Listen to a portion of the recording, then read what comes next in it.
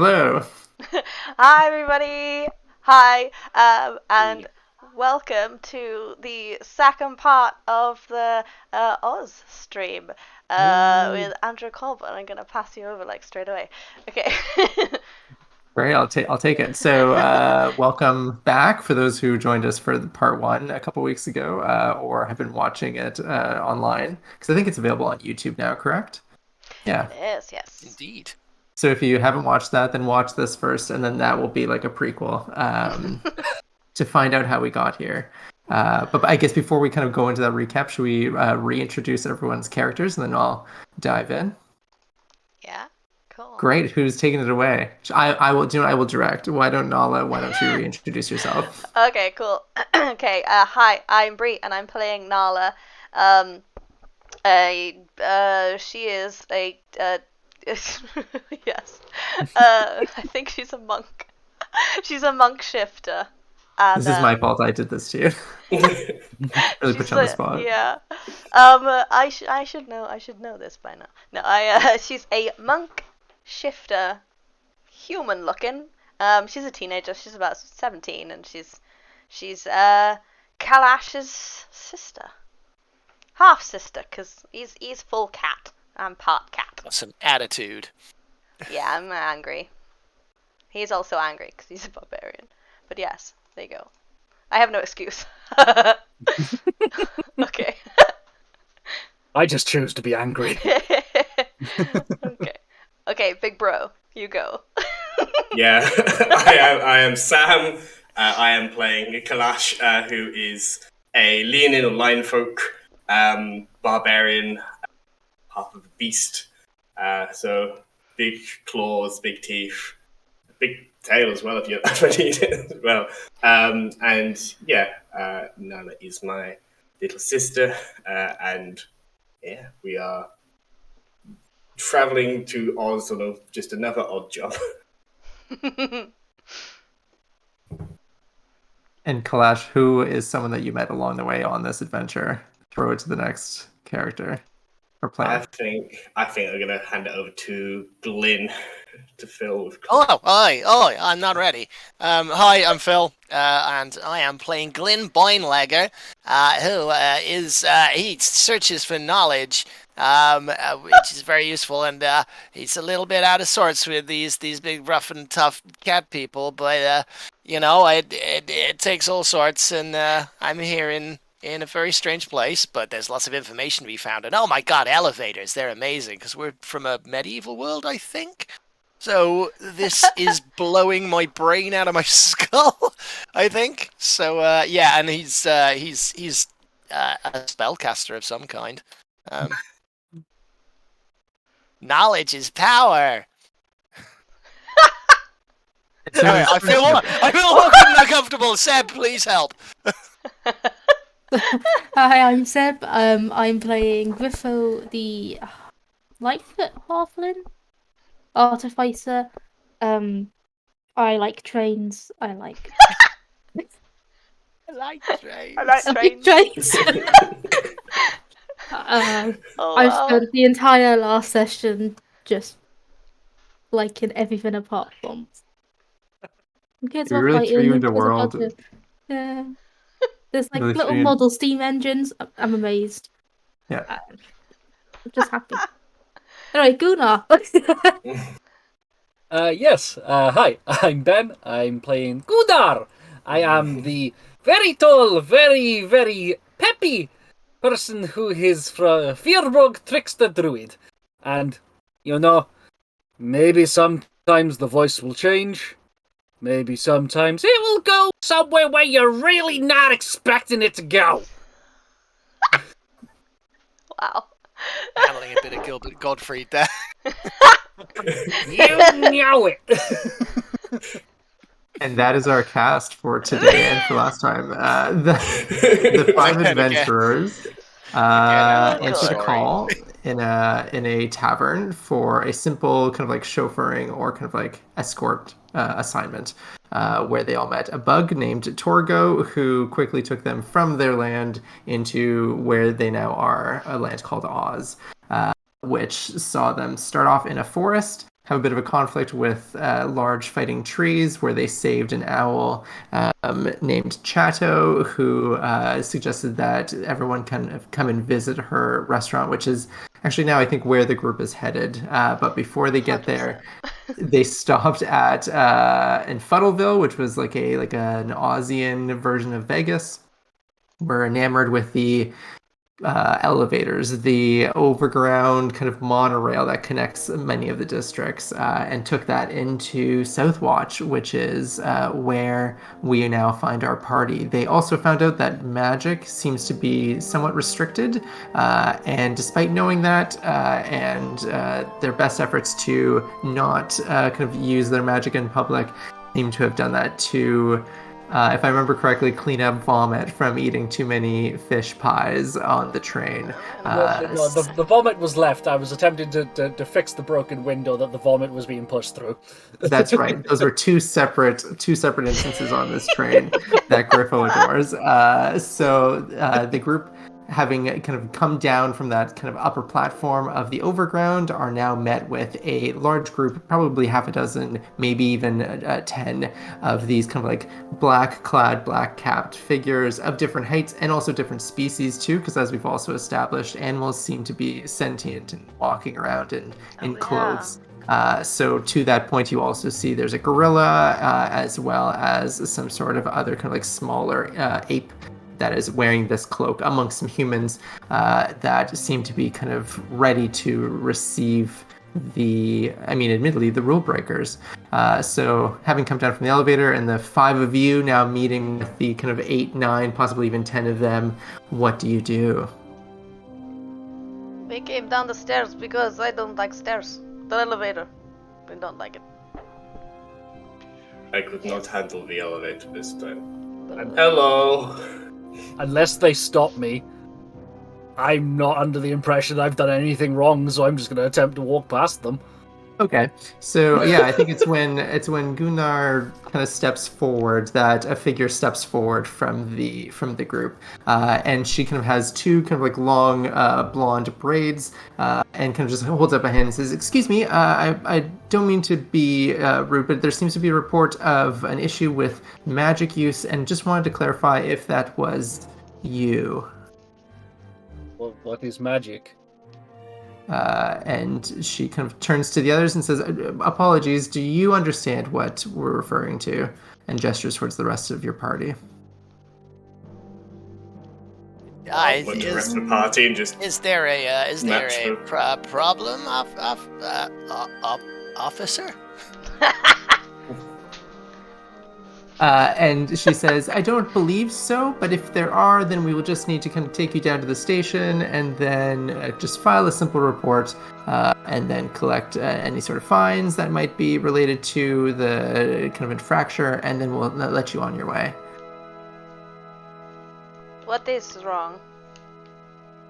What was done? What happened? And she says, "Oh, I believe that a minor kind of like repairing spell was used up on the platform, and you admittedly match the description of those that were reported as seen using the magic." Why did he use any magic? Would we get I don't fined know, for Jim. fixing something? So And she's What is magic? I have question. If hypothetically it was magic, would it be better to have broken thing or fixed thing? Well, she says, ideally there's no vandalism on the train, but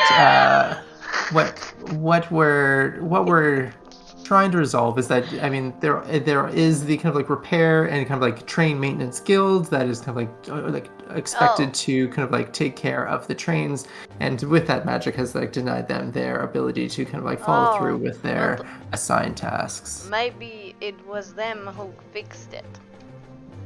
And she says, I have to apologize again.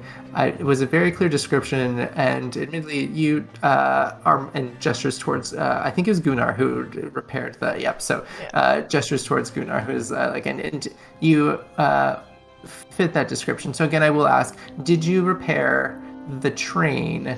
The damage What to is the What is a window. train? The train I hold of the model figure. And she turns to you and nods and says, "Thank you." She says, "Okay, fair enough.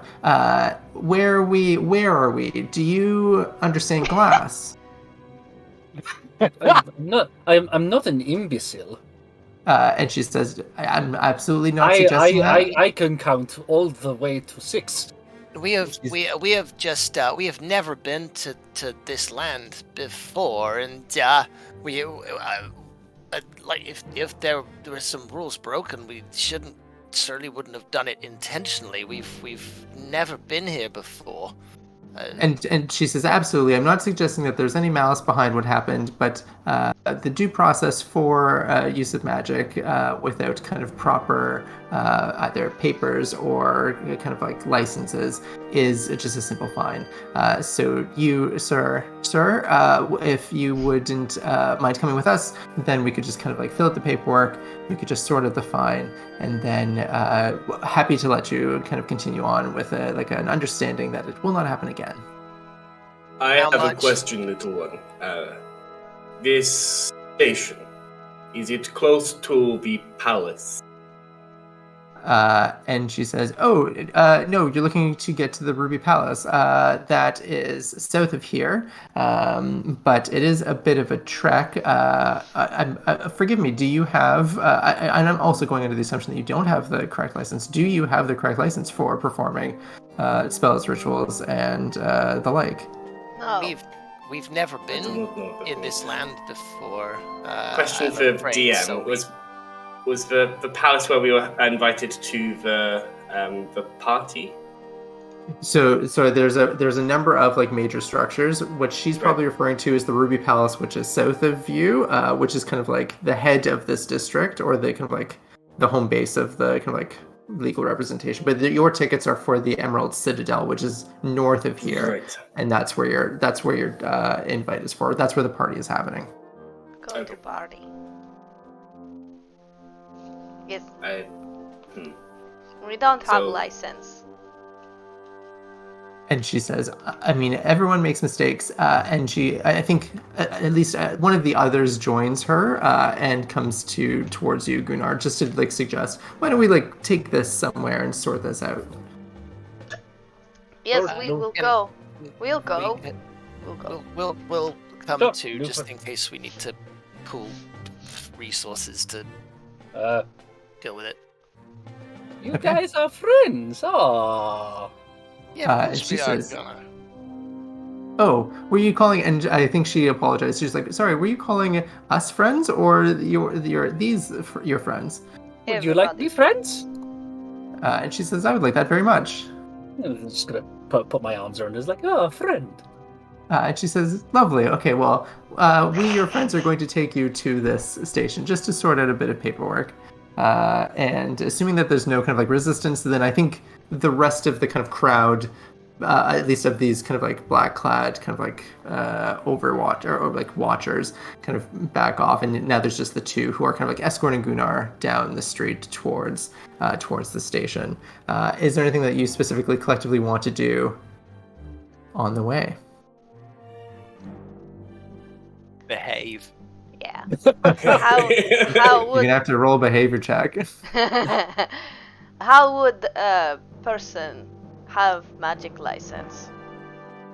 And so the gentleman actually speaks up, since Gunnar is probably being escorted by this woman, and he says, "Oh, pretty simple. You just kind of like fill out the paperwork with the mayor, and then once that is approved, then that kind of goes up to the warden, who then confirms with the princess, and once that kind of all comes back down, then you're granted your license, and then you renew that every year, and then that continues on in perpetuity." So it takes about Does 10 it minutes. cost?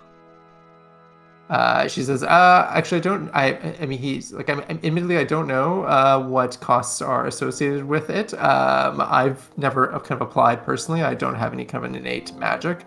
But if that's something that you're interested in, we could start to look into that. But to your question, it does not take 10 minutes. Usually Oh. between 3 to 6 months. Ah, that's a problem. Never mind. Have a time. We can stay for this time. As we are walking and talking, I would say, I have a question. If a bird is assaulted by a tree, are you allowed to hurt the tree back? He says Hypothetically. Well, that's a there's great question. Hierarchy of things. That's a great question. Self-defense, if kind of proven, doesn't seem to be an issue. I think, again, the restriction on magic, I believe, would still be kind of like, or supersede that, but I've actually never run into that myself. You said a tree. Whereabouts were you? We In the forest came with the through trees. Angry the trees. forest of fighting trees. Oh yes, that makes sense. Yeah, I mean, is the tree bringing an issue to like have they filed like and kind of like actually he's like, oh wait, and turns to his colleague and asks if any tree has filed any complaints. She says no, and then turns back to him and says no, it doesn't seem to be any sort of issue. I seems fine. Oh, so trees the can fact that file that's complaints. I love Yes. the fact that sentence came out of you so close to saying that makes sense. Yes. That is not a combination of words that I ever thought that I would hear. D&D. I should also describe the area in contrast to Fuddleville and the forest that you've been through.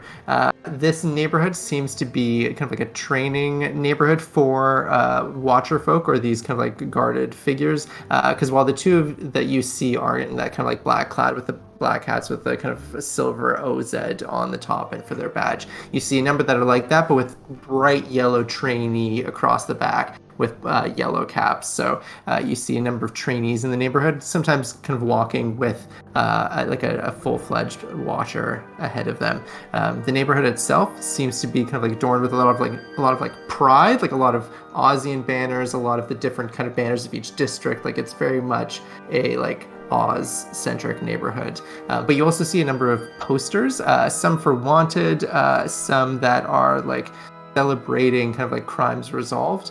And I would get everyone to roll a perception check to see kind of like what you can kind of glean as you're walking and talking and kind of trying to like take information in. God. 18. Oh no. This is like one of my only ever characters that has terrible perception. Aha. 4. Wow. 14. Flat 10. Okay. 9. So I think Griffo and Nala are the ones who are probably engaging with these watchers the least, and thus are kind of walking or kind of like looking around.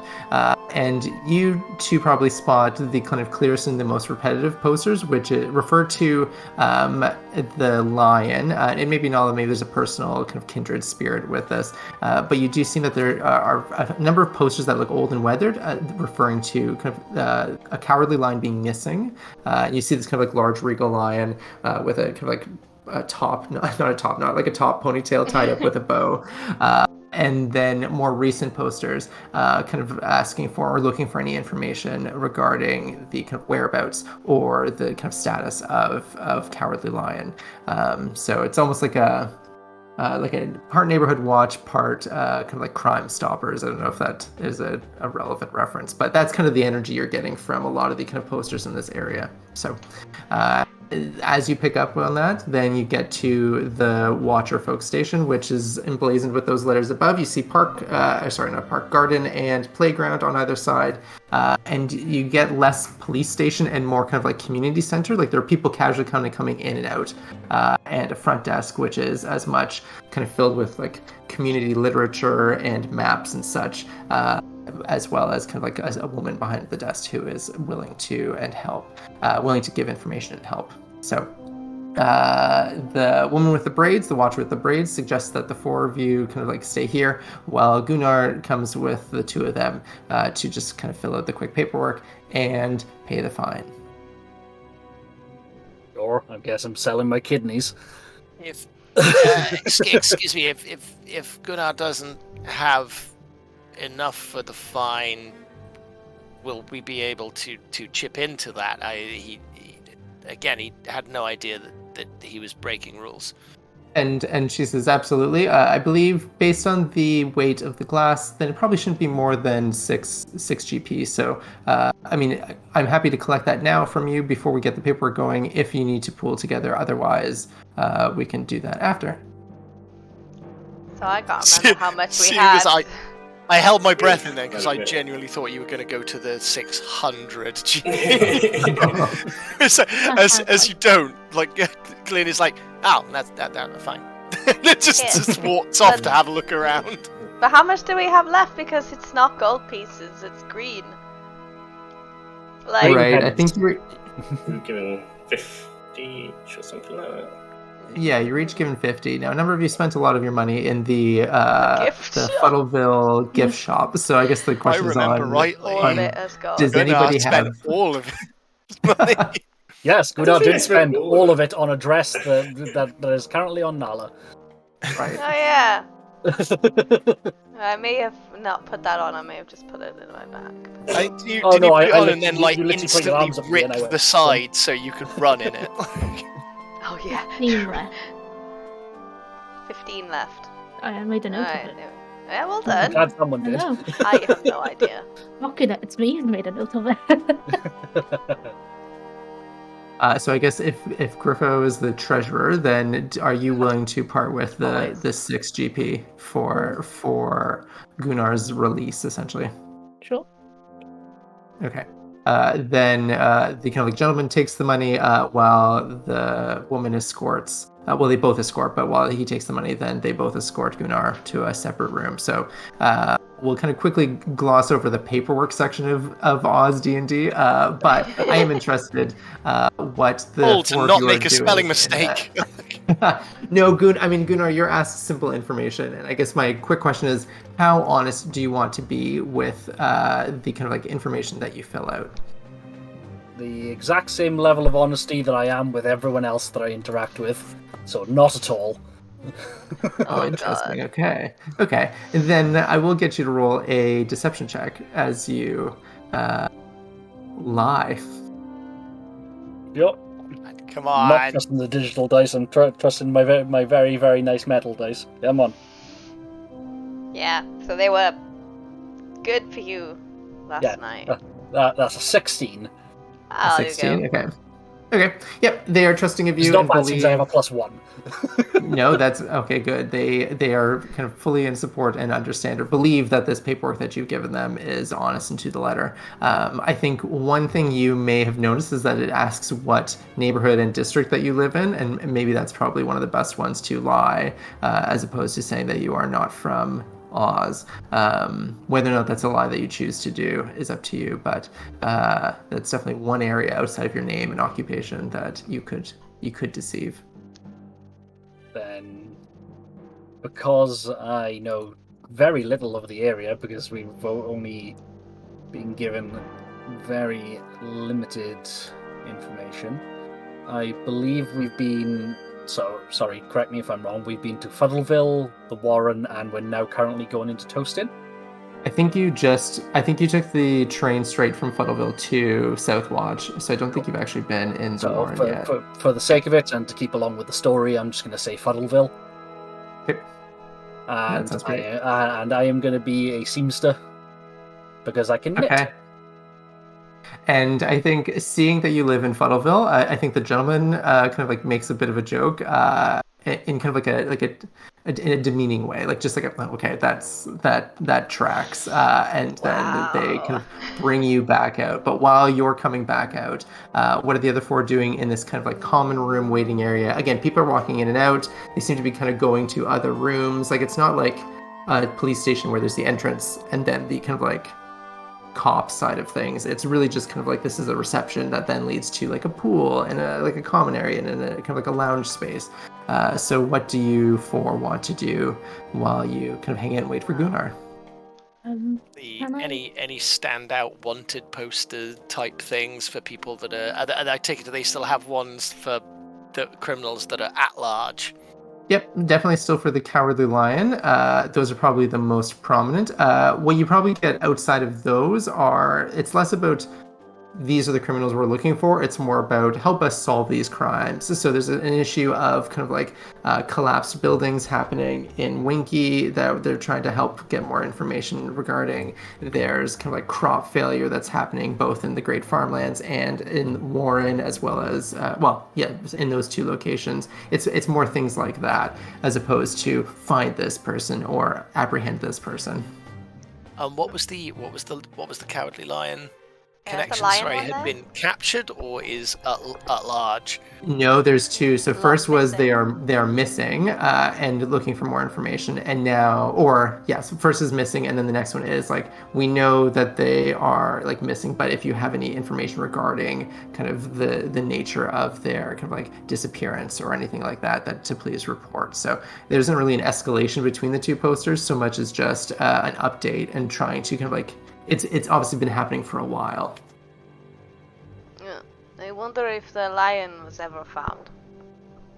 Just say out to the room. Getting some kinship. Nah. Yeah, sure. And then the kind of woman with the kind of like short cropped hair, her hat is off, but she kind of person. She's like, "Oh, do you have any information regarding Cowardly Lion's whereabouts?" No, but if he's a coward, maybe he ran away from something. And And she gets he's not missing. very serious, and she's like, "I wouldn't joke about anything like that. That's Okay. in poor I'm taste." so sorry.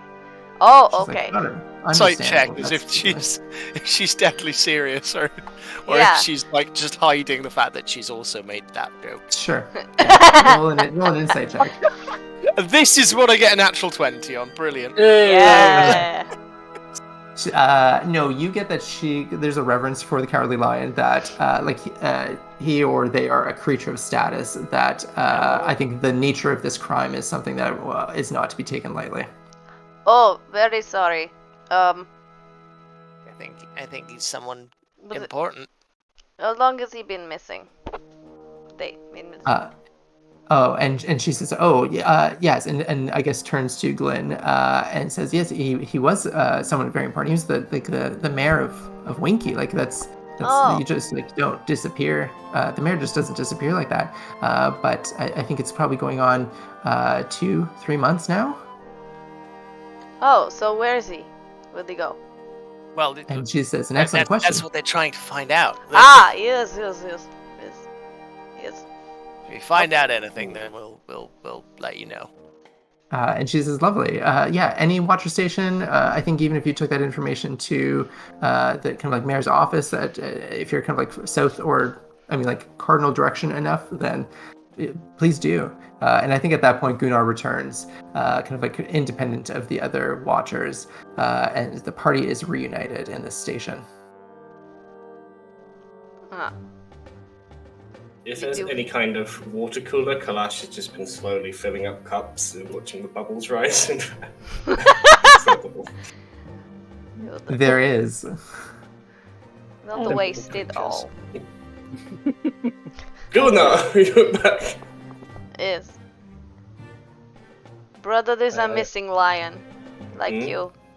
There's a missing lion like you. It's a lion. But it's cowardly.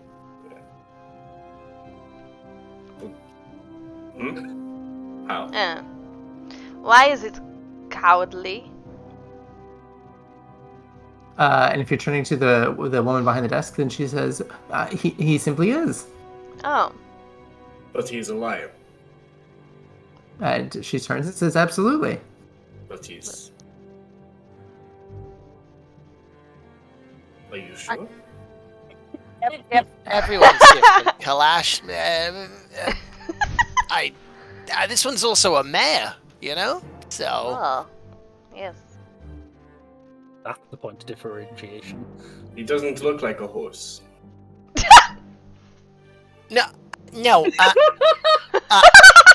Horses can be cowardly. But he looks like a lion, not a mare. Well, if we find anything out, we should let these guys know, because he's supposed to be in charge of one of the districts here. I see. Where did you last have him? And she stands up, I think probably at the both mayor exchange and at your question, and says, "Sir, he was last seen at his post in the Winky district in the Tin Keep, but that is all I know." Inside check now. Sure. I don't think you need to do that. 6. Yeah, she seems like she's telling the truth. She doesn't seem to be high enough ranking to really kind of like be into this or directly related to the investigation. Like that doesn't seem to be kind of like her department. The Tin Keep. In Winky. And I think in keeping with what happened in the gift shop last session, maybe a ongoing theme, she says, "Is there anything else I can do to help you today? Or will you be on your way?" Where's the Tin Keep? What a polite way of asking, will you please leave? Get out. Yeah. How do we get to this Winky? She says, "Oh, Winky is like very excited about you leaving." She is like, "Oh yes, so Winky is the district west of here. I think you can take the kind of like Q line or the red line, which then transfers to the W or the Winky line, which then kind of like just right up." Are these things trains? Yes. She says, "Yes, but they are underground." It's meant to be better. Underground? What is this? Like a place? train Look but at- under the ground. Yes, like a train, but under the ground. Exactly. Just look at Griffo, and I'm just like, what is this place? Like, You're a nerd. it's been said a couple of times. Eh. Yeah. And she does offer, and she actually steps out from behind and grabs the small pamphlets for each of the 5 lines, the 4 undergrounds and the overground, and she kind of like hands them to you for ease of reference. We have problem. Thank you. We have problem. Scrolls We cannot. fold instead of roll. Problem. We cannot leave because we have run out of green things, pieces. Oh, I'm okay. I've got some. Have some. We've run out of green pieces. We cannot leave. We Oh. cannot go anywhere on the train underground. Please help. And she says, "Oh, I'm like, are you looking for a job? Is that what's?" Maybe this is yes. Oh, and she says, "Okay. Are you a member of any guild?" No. And she says, "Oh, that's fine then." Then kind of she goes to the pamphlet rack or wall again and grabs one for kind of like the Odd Jobs Guild. And she says they're currently accepting kind of applicants and members. And depending on your skills or services, then they should be able to find you some sort of employment to kind of get you on your feet. And Oh. offers you a pamphlet. Oh, right. Thank you for the scroll that's flat. Okay. So. So we're not getting green pieces. And she's like, "Is that what you're looking for? Is that what you need here and now?" Well, no, that's fine. And she Okay, bye. says, "Oh, okay." Yeah. Wait, how much of these worth here? And I show like gold pieces from where we are. Like, And she's like, "Oh, that's lovely. That seems like that you could probably. I don't recognize that currency, but if you go to any of the banks, you could probably exchange that. They'd probably be willing to." Oh, maybe we should try that. Sam kept a track of all of it together. Unfortunately, there's no way of differentiating. Yeah, I've got 60, but I have no idea which is which. I remember what I did now. I have 7 green pennies, and I have a lot more gold pieces. It would Yeah. have been 50 each, wouldn't it? Because I would have started with 10 gold. When I Right. made Yes, my I think you were character. each given Yeah. 50 at the start of the job, and then I think you opted not to take the other half until after or meeting at the party. I think that was the plan. Yeah. That's what Torgo suggested. Yep. Okay, great. Cool. Okay. Yes, okay. Let's go. So, where are we going? Oh, we're going to We want to go to that restaurant first, don't we? Wait, They oh. said it was really good. Restaurant. Winky. Maybe Owl will be able to. Where No, is the restaurant again? That's north. That's in the place we get Toasting. tea. Toasting. Yeah. Ah. So not Winky. Well, if we go to toasting, maybe the restaurant, we can get more green pieces, and then with them we get 2 Winky. I don't think.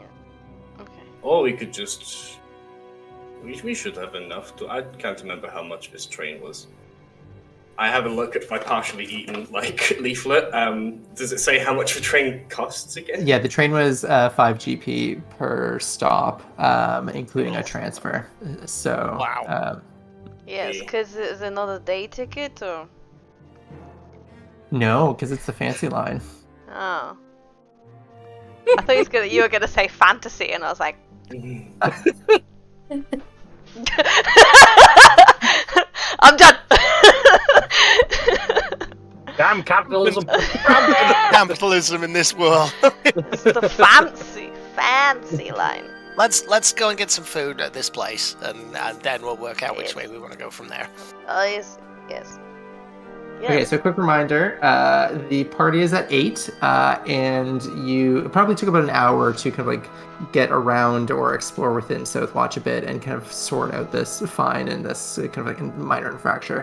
So it's about 4 o'clock now, and it takes about an hour to move between neighborhoods. So continuing on to toasting then gets you to about 5 o'clock as you quickly transition from kind of these old stone buildings with the kind of like banners of Oz into a mixture of kind of like old small buildings and some more modernized. But I think it's the visuals take a backseat to just kind of like the smells as you are hit with kind of like every kind of like sensation. You've got bread baking, you've got kind of like rich oils and fats cooking, vegetables and such. Like you've just got kind of like savory, sweet, everything kind of from every building as folks line up to both food carts and to buildings. Some of the longest lines go into the kind of like most or the least descript buildings, but in general you get the sense that this neighborhood is almost entirely kind of driven by food.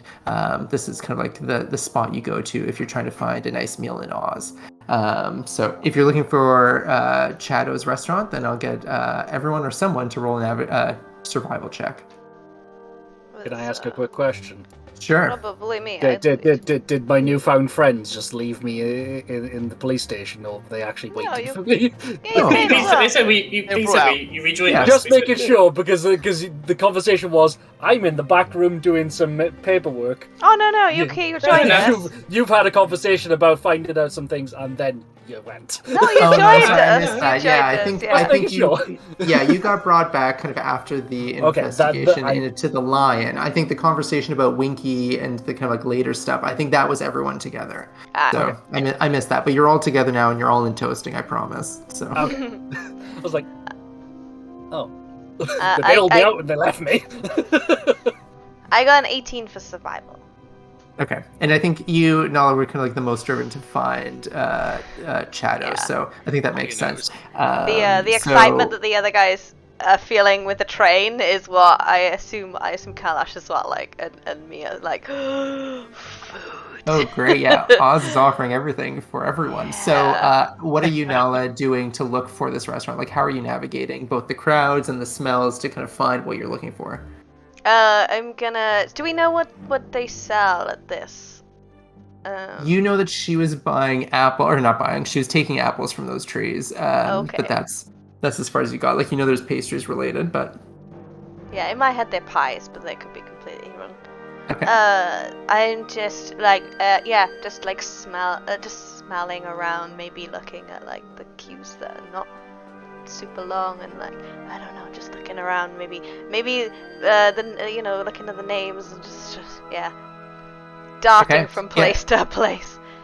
Smelling. Okay, so as you kind of like run between both alleys and businesses, then you come across what seems to be kind of like a very modest building of like stonework, but a big window in the front with pastries and breads in it. And above there seems to be kind of like a carving of an owl, which you recognize as being probably the same owl. And across the wings it says Chaddo's Chews. And that is the kind of bakery and kind of patisserie that you are looking for. This is the spot. And this also, I think you were given a business card from her, so that probably also helped. But that's it. There's a little map on it, Yeah. Oh. I may have eaten that. I found it. I found it. It's got Oh a yeah. owl on it, but it speaks. Okay. Is there a line? Inside, but not out the door. Like, this is probably one of the less frequented, or doesn't seem to be as busy as some of the other stalls or like shops. Okay, I go in. I found Okay. it. Yeah. Let's- And inside you see that there are a pair of possums that are waiting at a kind of like a lower level kind of like counter, as well as two humans who are waiting kind of behind them. And you see Shadow, and she's kind of like hopping from both the kind of like upper level tier to kind of like grab stuff from behind the counter to then serve these possums who are finishing up. And as they are done with their sale and the kind of two humans are coming up, she kind of makes eye contact with you and like kind of like, while she still needs, like kind of like retail, like I need to serve this customer, but I can see you. So she's kind of like acknowledging you, but just needs to finish that up. So while that's happening, are all of you going into the shop? What's the plan? Find a table first and sit down. Okay. Yeah, there's a bench that kind of like goes and faces out, but that's the kind of really only the seating inside. I'm just gonna- I wonder. Go ahead. Oh God, I wonder. In D&D land, are we accustomed to lines and queues? I think possibly. Yeah. I think like in a tavern, you usually kind of like recognize waiting your turn. Like I don't think it's like complete. I'm assuming there's queues in medieval times. Maybe not. Yeah, I don't Up to you. know. What would you do if you were met with waiting your turn? I didn't understand why these people are in a line, so I go to the front. Okay, yeah, and Talk she to them. Shadow is like very excited. She's like, I'm just gonna finish with them first, and then we can chat. Oh. That's Okay. it. That's my name. Oh, okay. I go and find the rest and go sit down. Okay. And That's pretty like our quickly, food. they are kind of like swept out pretty quickly as she then kind of hops up onto that lower counter and says, "You made it. What can I get you?" And she immediately starts hopping down and grabbing things to kind of like build a box for you. But what are the five of you doing with inside Shadow's shoes? Everything. Those things that you were giving pastries before, with fluffiness in the tails, I will have one of them. And she's like, "Great. Okay. Yeah." Wait, did you want the thing with the tail, or twinkle. did? Yes, I would like to eat one of them. No, we don't. It's not a thing. We don't do that here. I'm No? just gonna put my hand on your shoulders. Remember, we the ones that can talk, we not allowed to eat. The ones that can't talk, we can eat. I didn't hear them. This is my mistake, I apologize. I got you a present. It's okay. I also thought same thing. I pull out the bark that I took from the face of the tree. I thought you might want to remember. And, Good times together. and she's uncomfortable, but she's like, "Thank you. And you're suggesting I keep this?" We usually mount them on the wall. We do. And she says, "Okay, yeah, I will put it in the back room where I can see it whenever I'm baking and really spending my time in there." And it kind of like takes a time or like a moment away from the box that she like puts up on the counter for you to kind of enjoy. And That is a Exactly. big. Come on, barbarian. That is a big honor. Yes. So insulted I left. No. And she takes the skinned or barked face of this tree and quickly moves it to the back. And while she's going into the back room, she's like, "Feel free to dig in. That like those are for you. So enjoy." And in front of you is a number of pastries, open tarts, turnovers. You've got small little kind of like cookies cut out to look like animals. And actually, to Kalash's request, there are a few that are like possum and squirrel and raccoon shaped. So if you're looking for animals to eat, That's They're the one, gingerbread. see? Best do those ones. I like this. I didn't think that this conversation was going to result in somewhat wholesome Texas Chainsaw Massacre vibes of handing over a severed creature's face. Wow. Not the head, just the face. Well, I'm Not making thinking any complaints now. I can tell you that. Not this trick. Commit to it. I have a question. If we are here, and I pull out like partially eaten train map, and we need to get here, it takes us about an hour. So we have 5 now, then 6 gets us to here, pointing to the Garden of Wild Beasts. 7, we are in the Emerald Citadel, and the party starts at 8 o'clock. So we can't wait too long. Yes, But I am yeah, doing it, I think that's a good idea. Yeah. Well, Kalash, you've really learned how to tell time. Mm, It's good. I'm proud of you. I can count to 8. I can count to more. Yeah? I have That's full really 10 good. fingers. Nice. And the toes. Actually, only 4 toes. You're blowing my mind. I know. That's a game changer. Yeah, only 4 toes though. I can count to 10 twice now. No, because you have 4 toes. Oh. No, I got the little Jew. The Jew claws. Yeah, okay, we'll get that. I got my little nubbins. I got a little Jew claws. Yeah. Sure. Yes. So when she returns, how much of the kind of box full of pastries is left? Like Approximately. I would have Could be eaten a- one of everything, and if there's only one of everything, I'll take like a bite of one of everything, just to find Okay. out what I like, and then my favorite one I will eat all of. And I hope that Okay. other people are okay with that, which they won't be, but I don't care. So I like to think by the time you've taken a bite of everything, I've say- picked one out, and then you've decided that's your favourite, so you just take it out of my hand, and I'm like, no, if you've taken one, I'll just be like, and then just carry on eating the rest. Like I will let you have one. I'm just gonna sit down next to Nala and just go, what is that one? Yeah. This one is like fruity. This one what is is that? like creamy. This one is like cheesy. This one is like And literally just gonna do that until she finally stops, and whichever ones that aren't being eaten, just gonna grab one of them with a massive paw and just. I'm gonna be a stereotypical inventor and ignore eating. Take up the train that I got, and I'm gonna start taking it apart. I'm gonna try and make it into a homunculus, but not actually use magic yet, but just set it up ready to become a homunculus. yeah. Okay. Like a transformer. Like we're changing it into the small. Yeah. Okay, very exciting. Okay, great. Oh, it is now. What color are you wearing, Sab? Like what do you yeah. Well, it'd be like a red jacket thing. Yeah. Well, like what is your vibe? What color is your vibe? It's pretty much red. Okay, Red. cool. Hey, Sab knows exactly what I'm on about. Okay. Yes. Yes. Just nod and wave. Okay. So I will gonna pick a pastry thing that tastes red, and then go, this is for you, it's red. You're red. You have it. And put it Cool. right in front of their face.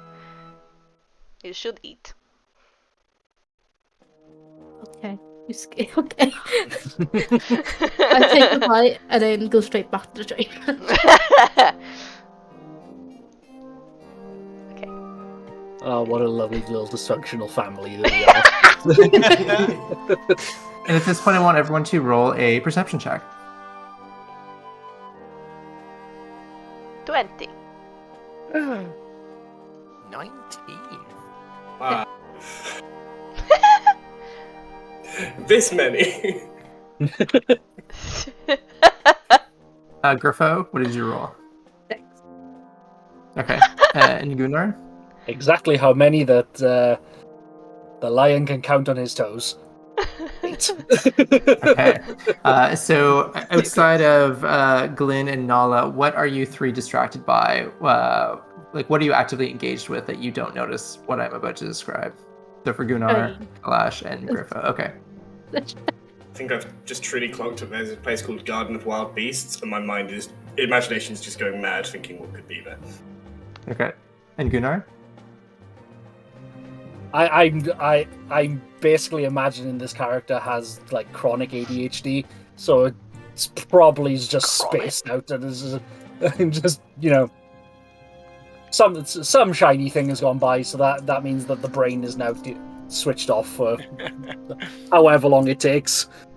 Okay, well, while you three are kind of like distracted by maps and trains and empty space, then Nala and Glyn notice outside that there seems to be kind of like a lot of people running in the same direction. And I would even say with your rolls that you recognize that there's like panic in it. Like it's only a handful of people at first, but now it's a number of people all running kind of like west to east, with your kind of like the building facing south. I will take the muffin that I'm holding and currently eating, and then just go around. I want to go. Okay. What's happening? Chasing after my sister. Sure. So, I mean, if Nala's leading the way, then at the very least, Nala, you kind of exit out through the restaurant out of Chado's and into the street. And while you're kind of like not buffeted, but like people are kind of like trying to run past you, you can see kind of in the distance beyond what is now a crowd running this way, two large hulking, kind of like furry figures that are kind of like on the ground. And it's almost like in the way that a shark would kind of crest out of the water. You just kind of see these like large striped backs that are kind of like emerging up out of the crowd, and that's, I think, maybe a good place for us to pause and take a break as we kind of take a moment and come back. So. Oh no! Okay. For the second night in a row, they might get their absolute asses clapped by some big old monsters. We'll see. Whoop whoop. Okay, cool. Okay. So yeah, we'll take a moment and then we'll come back. All right. 10 minutes, 15 minutes. Yeah, back at 9:15. Or whatever time it is with Andrew. Not then. Not then. Okay. Cool. See you in a little bit. We'll see you guys in a bit. Yep. Bye.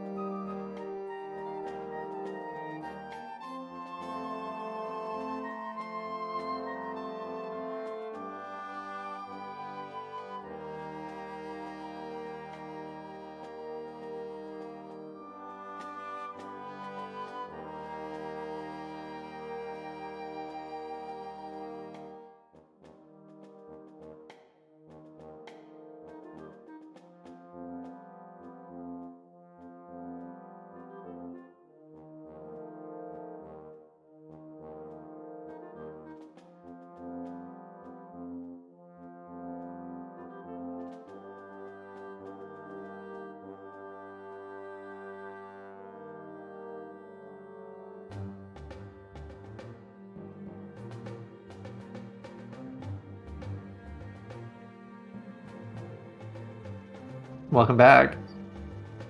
I will take the reins right away. I seemed like I was. No, that's okay. All I was so going to sorry. say was that... I didn't know where I went then, but yeah, I'm so used to Sam like taking the lead. I'm so sorry. That's okay, and that falls at my feet and on my shoulders today. I'm happy to be here. It also seemed like there's a comment that we kind of found during the break that I want to say and address and say thank you. So with that, and our mutual love of trains. Is that right? Dog Train, yeah. Dog Train. Yeah. Dog Train says, super cool to see Andrew Kolb DMing here. I'm running a campaign in the Neverland setting right now. Love his work. Can't wait to get my hands on Oz. Great. Well, I mean, hopefully this doesn't spoil too many of the secrets or the surprises, but I promise we're only scratching the surface. And with that, we will continue on. So, again, the group has just been indulging in a few pastries from Chado the Owl's shop. but have been drawn out into the street from what seems to be a commotion as a number of people and animals alike are fleeing from these kind of like two hulking creatures in the distance. But I guess the group can't really see them at this point yet, as there is still a crowd kind of between yourselves and them. So what are you doing? Running towards or against the grain? I think some of us are still inside, so. Yeah. Well, that's fair. Yeah, for those who are inside, yep. What happens? I want to open the door and be like, "It's problem. Let's go. What's happening? What's happening? Bring the pastries." I'll- I grab the pastries. Yeah. That's an order I can follow. Pastries! As there's like a slight delay while my sister's doing this, I'm going to just try and get a little bit of height, climb up a little bit of the side of the wall so I can see over the crowd at what is causing this commotion. Okay, yeah, then I guess Kalash will get the first and best view. I also want to back up and say that I think Gunnar, this is a very specific reference, but in the first Jurassic World movie, when the flying creatures are attacking, that one guy's like carrying out the kind of like margarita tray. That's what I'm picturing. Like it's chaos and you're just going. Pretty much. Anyway, so I'm going to be using all of my dexterity to make sure that I do not drop a single one of these. Oh yeah, I'm not even going to make you roll. I think you're nailing it. But to Kalash, who is like scaled up a bit of this kind of like older brick building, this red brick building, then I think you can see that there are two of these kind of like hulking creatures, and I think it's maybe incongruent with what you would normally expect from predators that you kind of been experienced in the wild. They look like tigers in a way, at least from the front and the kind of like the haunches, but the rest of the bodies are like grizzly bear, so much larger than you'd expect a tiger and much stockier. I can show a picture kind of like Oh boy. So there are two of those that seem to be kind of just making a mess of both the streets and carts, like they're slashing and then kind of getting some food and then continuing on. You can see that they're attacking people who are actively trying to flee. So that is what is halfway down this street and toasting ahead of you. What do you do? I drop down to my sister and says, "Tiger bear," and I start running towards Tiger bear. Okay. If they're actively like attacking people, then I'll run after my bro. Extras! Oh no! Why are you running towards? I'll see if I can grab the neediest person I can find, because bigger people will probably just drag me in their wake. I'll just be like, hey, what are those? What's happening? Before, literally, as you do, I hand you the pastries, and I'm gonna run off as well. I don't. Excuse me. I'll give you this pastry if you tell me what's happening. Nala's like, I look at Lynn, give her sugar the shoulders, and start skipping off towards danger as well. Okay, yeah, and I think I'll try and get some information off someone, I guess. Yeah, so I think, Glenn, you stop a pair of people who are fleeing, and then you quickly realize that those people are bunnies, and you turn to them, and what's the exchange? Like, what's the kind of first question? What are those things? And the kind of bunnies, and I would also say that where most of the animals have been pretty consistent with the size that you'd experience outside of this land, these bunnies seem to be larger, almost like kind of like child size, and they're kind of on hind feet, and kind of both are wearing coveralls. And the one turns to me and is like, "Oh, looks like a Kalida attack. I don't know what to do." And then they're just like continuing on as they run and grab their arms. Does this happen often? And they turn back and they go, "I don't know." And they continue on. I'll take another bite and I'll start making my way towards the chaos as well. Okay, well then I guess with that, everyone roll initiative. Oh god. Just. Uh-oh. And Kalash's head just on repeat is going, "I'm so excited." And I just... Brilliant. The 10. Okay, I rolled 10 for high Kalash. throughout. As many this as game. I can count without my feet. Okay. Nala, what did you roll? 12. Okay. Griffo? 6. Oh. 6 for Griffo. And for Glenn? 7. Ooh, Oh. okay. So with a 12, I am. Well, we'll see. What did Gunnar roll? Wow. 15. Yeah. I have a -1. I'm still ahead of all of you. And you're still starting us off. So Gunnar, again, to describe the scene is that these two creatures are essentially now in a mostly barren kind of section of the street. Like I think the crowd is still kind of working against you, but it's definitely thinning out. You've got a couple of like food carts that are toppled over and kind of in ruin. There's a number of like street kind of like patios, like with tables and chairs that are not yet disrupted, but I think everything is pretty kind of barren. You just kind of have to get past the crowd to get to them, but it's a pretty open kind of like playing field. What do you want to do as you see these two creatures that are kind of like nuzzling through food and just kind of like swatting at things in anger? Well, the problem is, I'm a cleric. Magic. So, Creative. I guess what I'm gonna do is I'm gonna go up and I'm gonna smack it in the face with my mace. Okay. A rolled up newspaper. No! That's a bad kitty.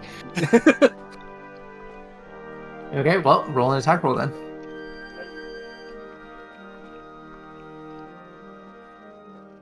That is a 19 to hit. That'll hit. Roll your damage. 34 points of bludgeoning damage. 24, 2-4. No, 4. Only 4. Oh, okay. I was like, what am I missing here? What level are we? Okay. Okay. So yes, I think, and we'll describe them. One is a bit more yellow in the kind of like tiger stripes, and one is a bit closer to kind of like reddish orange. So I'm going for my fellow ginger. Okay, great. So orange takes a hit, and we go up to. Is there anything else that you want to do, Gunnar? Or is there anything else you can do?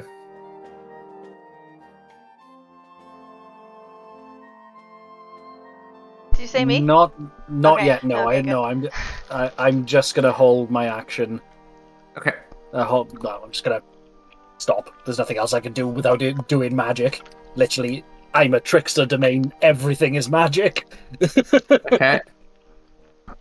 So then with Gunnar smacking the kind of reddish creature on the head and it kind of reacting, and I think that draws the attention to both of them as they kind of like let out a guttural roar, and you can see that kind of like the thick coarse hair of the kind of grizzly bear that is also kind of like matted or patterned like a tiger stands up and kind of like they're definitely on their haunches ready to attack now. Like they are actively in conflict, or it's not like are they going to fight or not? They are actually going to hit you or attack you. But before we get to that, I use the free action of just as they're roaring just to I'm sure I have it.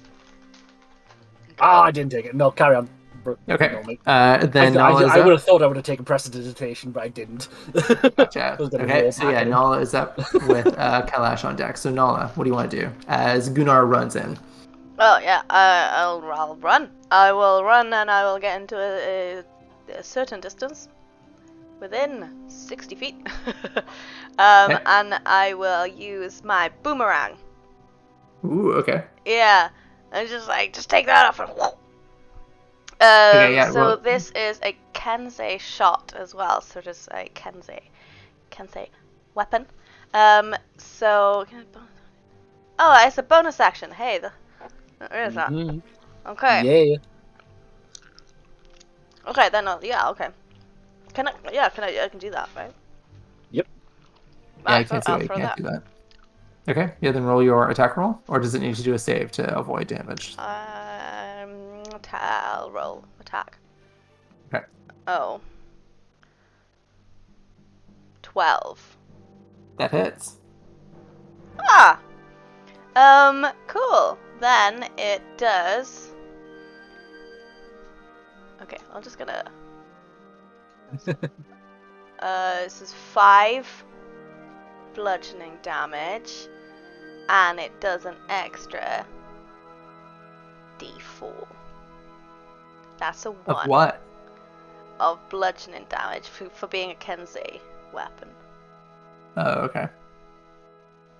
And then does it return back to you, or do you need to like make a save to catch it? I think if it hits something, it doesn't come back. Oh, okay. Yeah.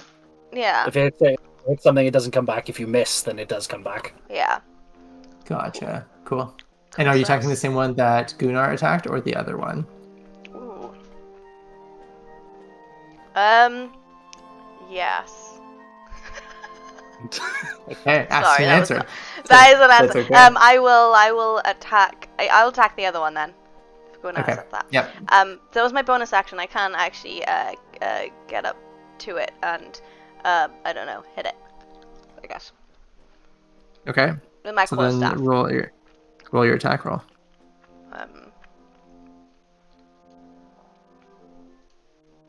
It's a 23 to hit, That hits. and it is. I'll do one-handed. 8 bludgeoning damage. That's good. Okay, so as we start things off, then Gunnar smacks one in the head with their mace, and then the other one gets clocked with a boomerang, and then hit with a staff. And is there anything else that you, Nala, can do? Yeah, monks. I don't know. I think that's it. Okay. As a Then- bonus action. Yeah. Okay. Else Then we as got you stuff. are in that situation, then Kalash, what are you doing from your distance? Initially, I'm like running up, go to all fours, and by the time I get up close to it, I'm standing up on 2 legs, and I go, "Do you talk? No? Good." And my fangs start elongating. I'm going to choose form of the beast, bite, as my jaw almost gets wider and bigger as just almost saber tusks come out, and I just launch myself biting towards this thing's face, and I'm going to do that recklessly. Okay. Yeah, So you are. that is the bite attack. 20 to hit. That hits. It's not a whole bunch. That's only 8 points of piercing damage. As I clamp on for just a moment and then tear back with just a spray of whatever this thing has for blood. And then just standing in front of it ready. So it's a raging barbarian. That is Cool. my And are turn. you attacking the same one that Nala attacked, or the Yes, other yeah, one? I go for the same Okay. one as my sister. That makes sense. Okay. And yeah, it bleeds red blood, true blue Aussian blood. Well, red, but it is injured and continues to fight. And it recoils. It doesn't seem happy with this, and also then now perceives you as the kind of like main threat. But before it gets to attack, then we have Glyn. So Glyn, what do you want to do? Glyn is giving me Is that look that he he's not hearing me. listening? Philip? Phil. Or me? Yes, you are Right. Glenn. Yeah. Right. Sorry, I thought I was after Griffo. No. No, because Griffo, you rolled a 6, right? Is that right? Yeah. Okay. All right. Okay. Right. Okay. Then the obvious thing. This place is full of food. Yeah, food stalls. There are butchers. Roll a survival check. This is Crap. gonna try to survive, or an investigation. It's up to you. 18. Do I have any pluses in that? 19. Okay. Yeah. So looking around, yeah, you see that there it seems to be mostly restaurants. It doesn't seem to be ingredients so much as it is like full-fledged, like proper restaurants. So you don't see a butcher shop, but you do see restaurants that seem to be like kind of gourmet, or you actually do notice a burger stand. I don't know if you know what burgers are, but Right there. Right. Okay. Right there. Well, anything that denotes that it's predominantly meat based, then Oh, that does not give you that. That just gives you what looks like a patty, but it doesn't necessarily. Like I don't know if you necessarily know that it's not going to be no. meat. Yeah, in that case, then I will just go up to like the nearest place that would assume serves a range of stuff, and I will just run to it, and I will just be like, hey, we need meat, we need meat. These beasts are out there. And I think, like insects in the light, those that are inside the stalls or inside the restaurants are backing away, kind of like hiding in deeper. But you also notice that on the kind of like in this patio area, ways away from those creatures, people have abandoned their meals. So kind of looking, you see a number of salads and desserts and that. But you do see a number of kind of like full fish meals. So if you're looking for any sort of kind of protein, that's probably your best bet. I'm really sorry. Yeah. I'm really sorry, and I will scoop out the pastries and put them in my bag, and then I will put as much meat as I can into this, and I'll use my turn like just collecting as much meat, and I'll be like shouting at the people like, "Bring us meat! There's creatures out there. They're attacking people. Give us meat!" Okay, yeah, roll a persuasion check, and we'll see if you can get them. Yes, 22. Okay. Yeah. So you see a handful of people kind of like nod and then kind of go back into the back room. So they're going to take their turn to kind of go get that for you. Is there anything else that you want to do, Glenn, on this round while you are kind of rallying the troops? And then I guess I would just be like to anyone, it's like, are there any bridges nearby? Are there any like tall things I could like ponds, rivers, bridges, anything random? Just start randomly shouting geographical locations in a town at people, but anything that denotes either water or like height that I could get to quickly. And I mean, so the buildings themselves are pretty tall. Like you could scale up, and I think one of them would point out, like, "There's a second floor," and maybe even I don't know. Is that help, sir? No, don't worry. And then they're all just like, "Oh, so please." They're freaking out. The worst day ever. I mean, in that case, I'd be like, "Does this kind of thing happen often?" And the one's like, "No, I've never seen them do anything like this. I don't know." Okay, geez. well, we'll help you. My friends will do something. So I think they'll probably come back with the fish the next round. So are you willing to kind of wait in here for the rest of this round? Okay, so you kind of darted into this restaurant and are trying to both keep the peace and also get fish. And we continue on to the creatures, and then Griffo is up. So the creatures now spotting Kalash as the kind of greatest threat will kind of like both focus their attention on you. So the first will swipe with their claws twice. And Kalash, what is your armor? You have advantage because I might not be the biggest threat in terms of damage, but I am reckless in my attack. So right, that's right. Okay. Armor class is 14, so okay. Not hard to so hit. both of the first one's attacks hit with their swipes and do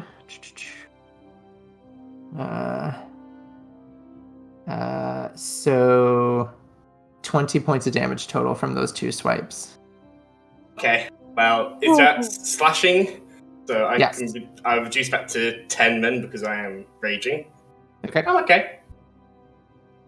And then the second one will, because they're a bit farther away, will slash and get, I guess, all three targets. So Kalash, Nala, and Gunnar as they swipe across in their kind of close proximity. So I'll roll 3 attack rolls, and that one I'll roll with advantage. So hits to Kalash.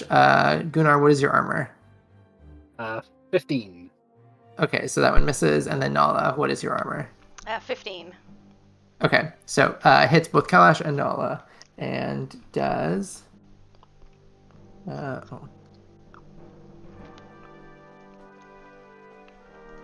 so 13 points of damage.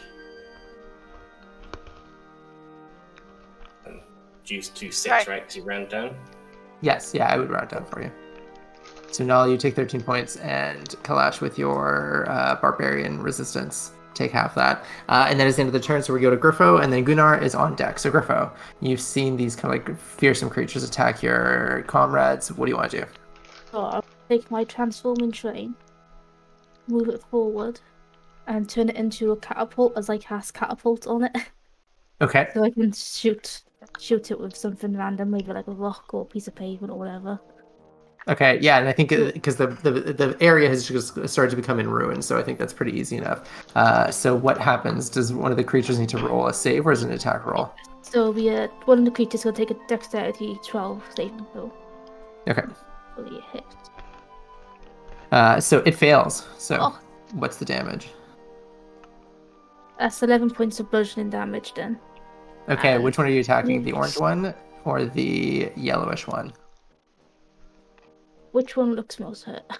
The yellowish one is the one that's been attacked by, or is kind of currently the focus of both Kalash and Nala. I'll hit that one then. Okay. Oh, yeah, that's it. So just take 11 points of bludgeoning damage then. Okay. Yeah. So so this train again goes from train to walking figure to catapult. Is that right? Yeah. Cool. Okay. And is there anything else that like you do as the magic to make this happen? Like, do you, Griffo, like say anything, or is there any kind of like visual component? Do you imagine I built a train whistle, so I'm just blowing on it. Okay. Ah! So both in seeing this, what is your spell save DC offhand? 12. Okay, so I think one, in seeing this, you can see they both startle at this kind of like strange thing that happens, and you can see that one is quite panicked, and we'll resolve that on their turn. So, Griffo, you've hit one with this kind of magical catapult, and we go back up to Gunnar. So, Gunnar, you've been attacked and are attacking. What do you want to do? Cool. So seeing how heavy-handed these things are, all pretense of fair fighting is now going out the window. So I am going to hit it with an inflict wounds, Okay. which is a touch spell. So I'm going to attempt to uppercut this big old cat bear. Okay. That's a 16 to hit. Yeah, that'll hit. Okay, so it's... There it is.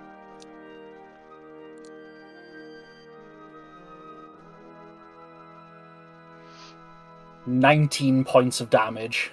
Okay. And necrotic. Oh god!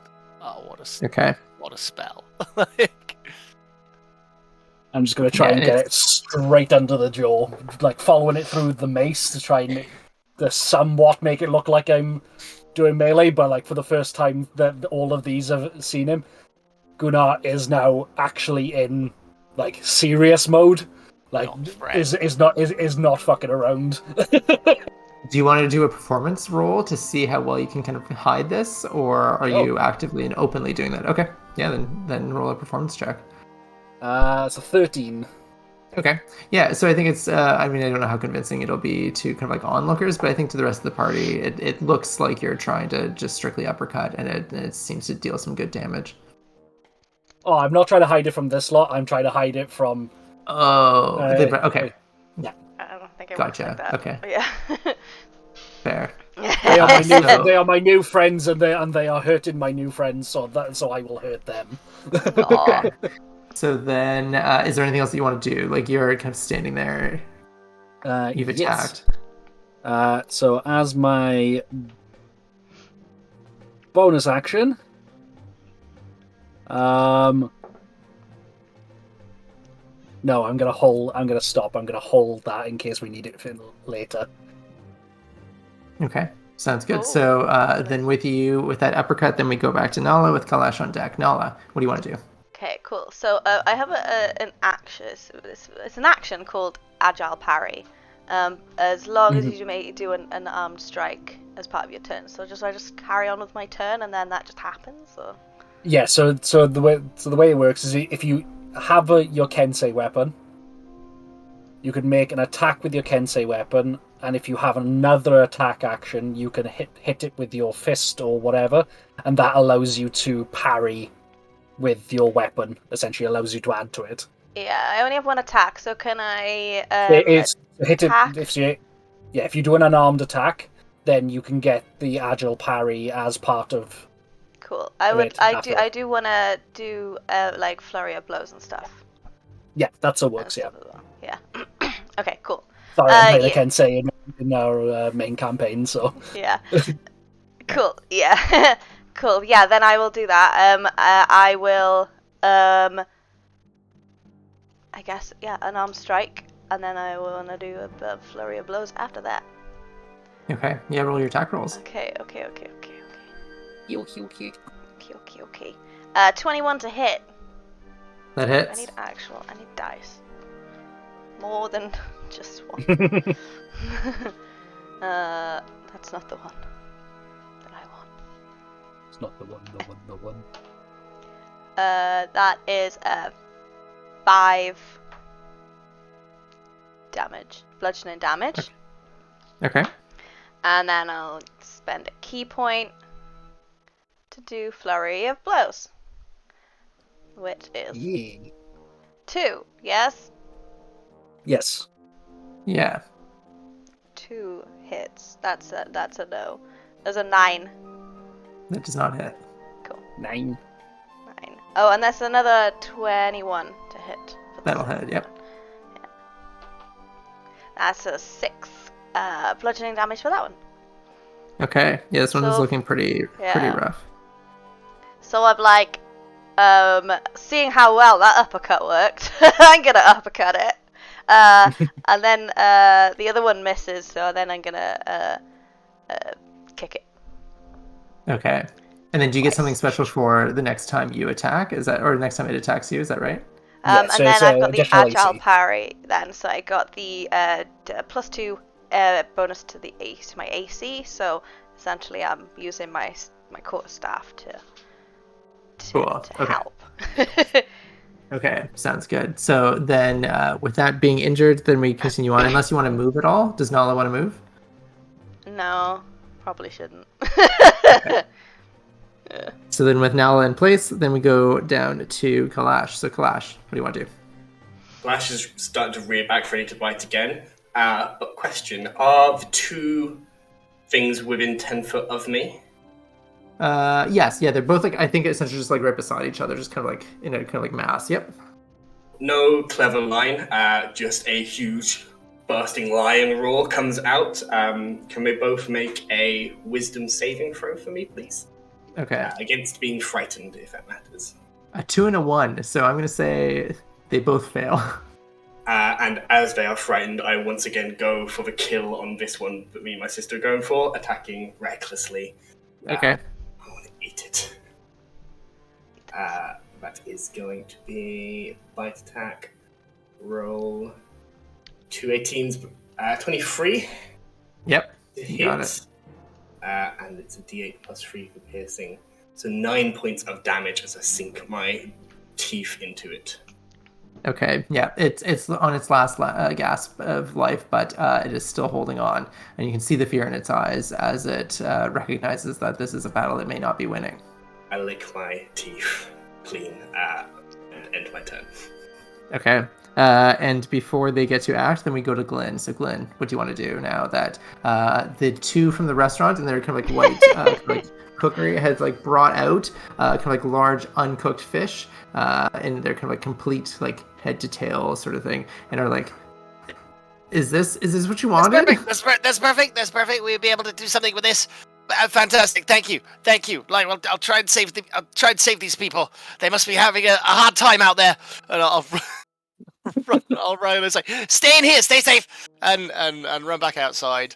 And then I guess see that these things are like not doing very well. Are they both on their last legs, or are they both? Well, it's just No, one of looks them, really. significantly more injured. The one that is kind of like directly staring eye to eye with Kalash is looking more injured. And I mean, it's a mix of blood, but just based on the fact of how one is breathing and panting and slouched, you recognize the blood that's kind of like between the 2 of them is probably more that creature's than Kalash's.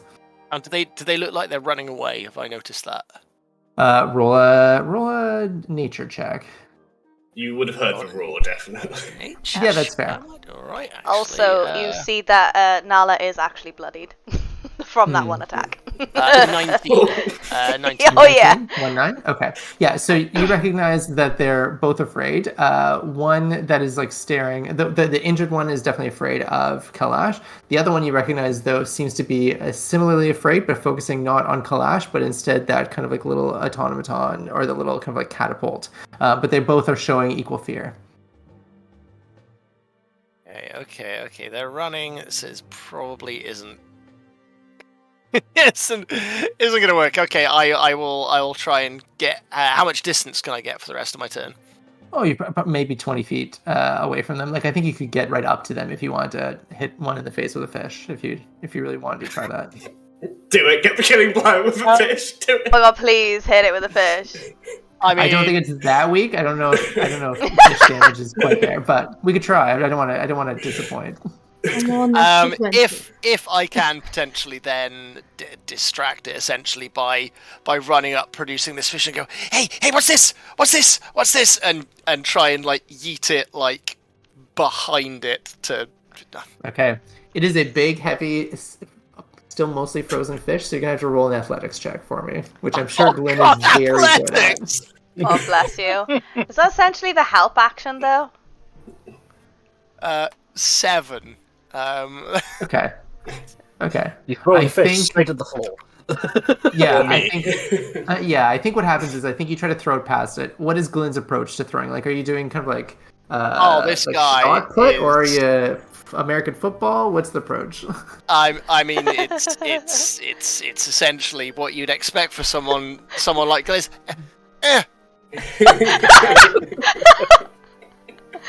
All his strength into it. Aww. So then I think it's not quite as disappointing. It just doesn't go nearly as far as you'd like. And I think both, Gunnar, Nala, and Kalash hear the kind of like wet slap of something hit the ground behind them as they are actively trying to survive this attack. This was a good idea. It was just poorly executed. And we continue on. And I think, to the blind eye, what you probably see is this fish slap and hit the ground. And that seems to be what terrifies these two creatures as they both try to just sprint away. They immediately kind of like just like turn and just like run, like all fours. They're not, they're faster maybe than you would think that they would be just based on their kind of like size and kind of build. But they also seem to be moving with intent. So as they are trying to flee, what do you, I guess we're back down to Griffo with Gunnar on deck. Griffo, what do you want to do? If they are actively fleeing, are we? Have they broken combat with us directly yet? What do you mean? Like they're trying to get away from you, but they are still within range that if folks want to attack, then right. Okay, so we're just checking whether they've disengaged because obviously that will give us attacks of opportunity. Oh, sorry. Yes. They've disengaged and are running. Like that was was their action. So no opportunity attacks. They're just like they're spending their turn fleeing. Yeah.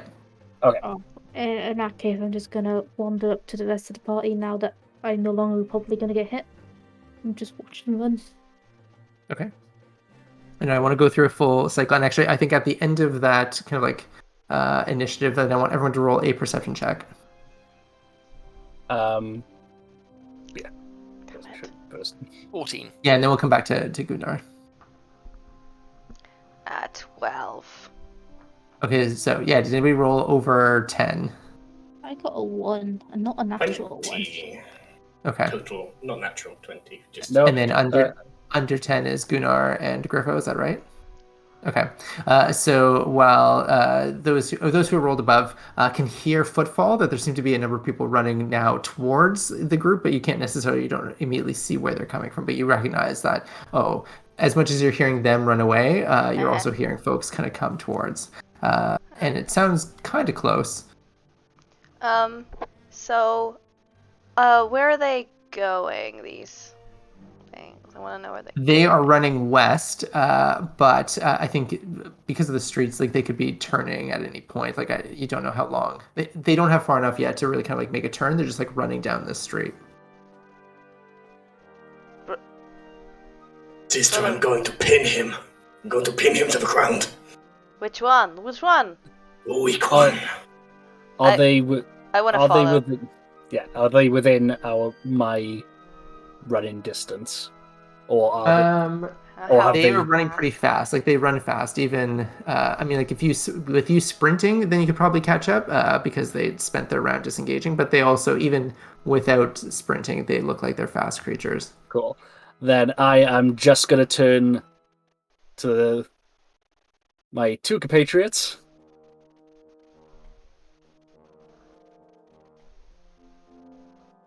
You did very well. Let's see if you can keep up. Healing word on Nala. Thanks.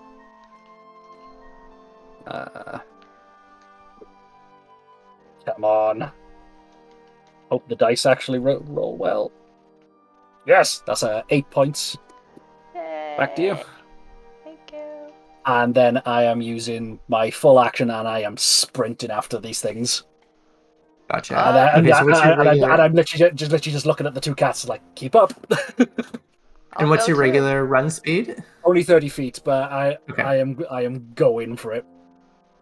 Okay. I will be like, Yeah. you know what? Yeah, okay. And I got 40 feet, and I'll. Okay. Are you using your full action to sprint or just to run the regular 40? It's Sorry, Yeah, not to Gunnar. Gunnar, I'm assuming you're running your regular speed because you've now Yes, cast spells correct, and done that. correct. So to Nala, are you sprinting and doing 80 feet or are you... Yes. Essentially, like. Yeah. Yeah. Okay. Yeah. I'll. It's up to you. Yeah. I'll run. I run. I want to know where they're going. I don't necessarily want to attack both of them again. Okay. Yeah. I'll just run after them. I'll run after them. Yeah. That's what I'll do. Okay. Yeah, I think you sprint right past Gunnar and catch and close most of the distance because they had a kind of a running start and were a bit, well, they weren't that farther away. You could catch up to them if you really wanted to and even kind of get ahead of them just based on their speed this round. Okay. I will follow. I'll follow them. I won't pass them or anything. I'll follow them just to see where they're gonna go. And then we continue on with Kalash. So Kalash, what do you want to do? 35 foot of walking speed. So using my movement, I'm not getting quite up to them. Is that right? Right. Especially if you... Oh, I mean, if you're sprinting, you probably could. Like, if you use your full action, you could. If you're just using your regular walking speed, you know that they're moving faster, just at their kind of like base speed than you do. So what I would like to do, as I am on all fours rushing, is reach one hand behind and pull out my grappling hook. And I would like to throw that towards the one who is closest and hopefully the one that is most injured, and just try and get it and just dig heels in and just try and grab it with a grappling hook as much as possible because I'm not going to be able to catch up. And is this would this act as a weapon? Like, are you trying to injure it or just to kind of like rope it?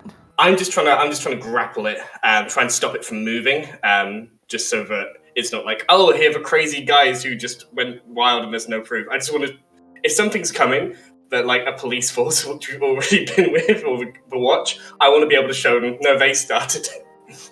Okay. Yeah, so then I don't know how the grappling hook works offhand for mechanics. Would it be like so it's a athletics check because it's just a grappling, but it has range on it. So basically, so you can. Is it a hemp rope? For my rope, it would be silk rope. It would be 50 foot silk rope. 50 feet of silk ropes. I think that's got a AC of 14. With so I'm rolling strength against that. Yes, so it's a contested grapple check, like a regular grapple, but the rope has a AC and a hit points of its own. That if the creature is smart enough to be able to figure out how to claw and destroy it, then it can potentially. But it can't double dash. Essentially, you'd have to take a turn to destroy it. And while I'm doing this, I am still raging, so I still have advantage on strength checks, and it can see me, and it's still frightened. So end of my turn. But frightened condition has. Actually, is it end of my turn or the end of? This is important. End of your next turn. So it's still frightened of me, So it rolls a disadvantage. It rolls a disadvantage on its strength check to try and get out of this grapple. Ooh, okay. It with the disadvantage rolled a 10 total. Cool. With advantage on athletics, that is a 21. Okay, yeah. So absolutely, you kind of like dig into its kind of like rear haunches, and it lets out in pain. I would even give you a roll a d4 just for the straight damage of. I mean, like it's still gonna do some damage. I'll just roll that on here. Then d4. 2 points of damage. Where are you going? And I just try and dig my heels in to stop it from running as far away. That's my turn. Imagine Nala just sort of running, and she's like, "Whoa!" this thing just and then in her way.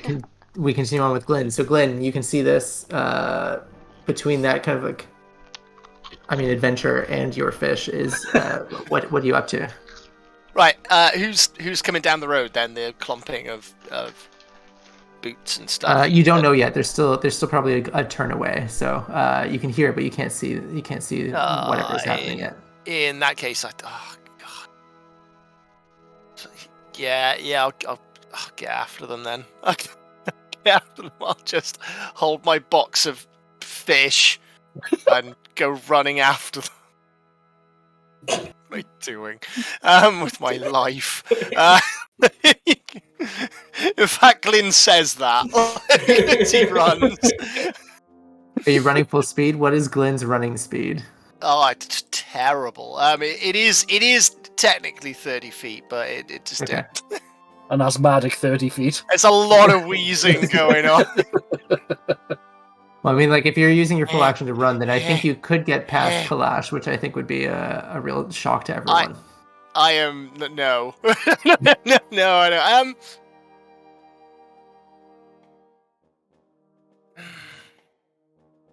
Yeah, no, I'll kind of get to where Kalash is, and then I'll be like...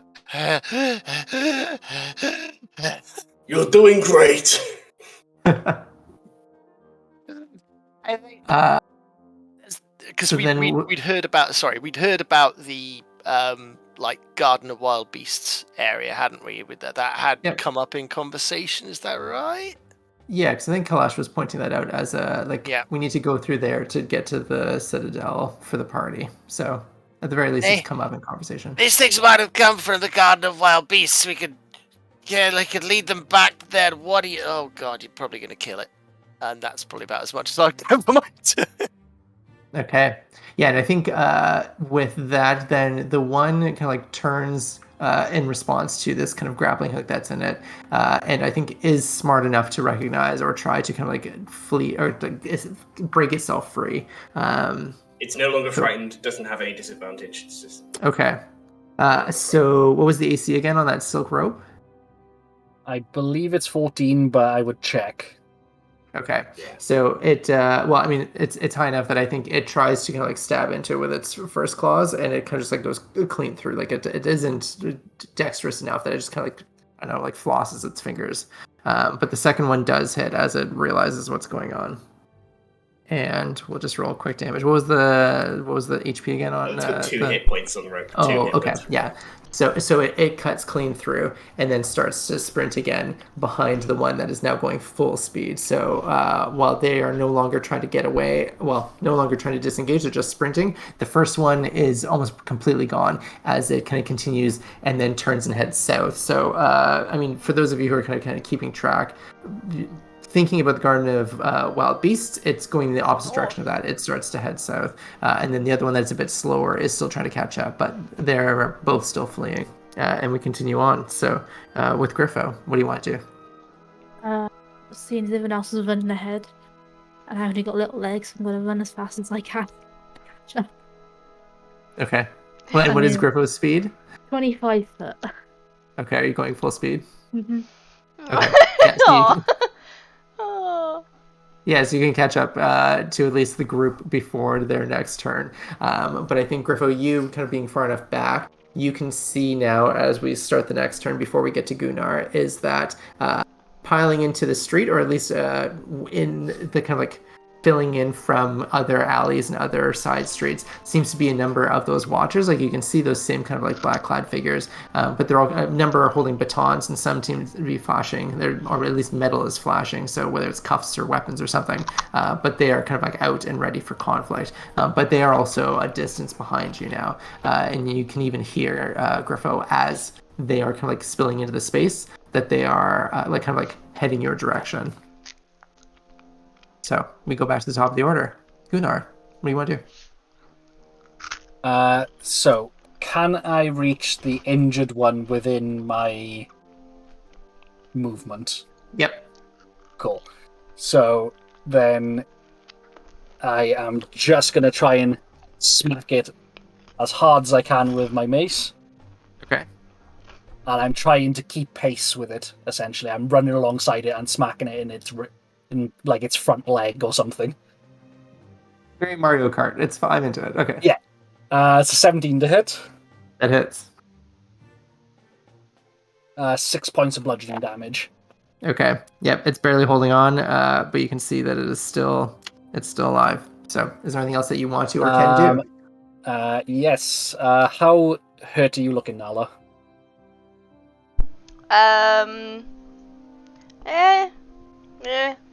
But I've continued running after this thing, probably around the corner by now. Yeah. Is she within line of sight of me?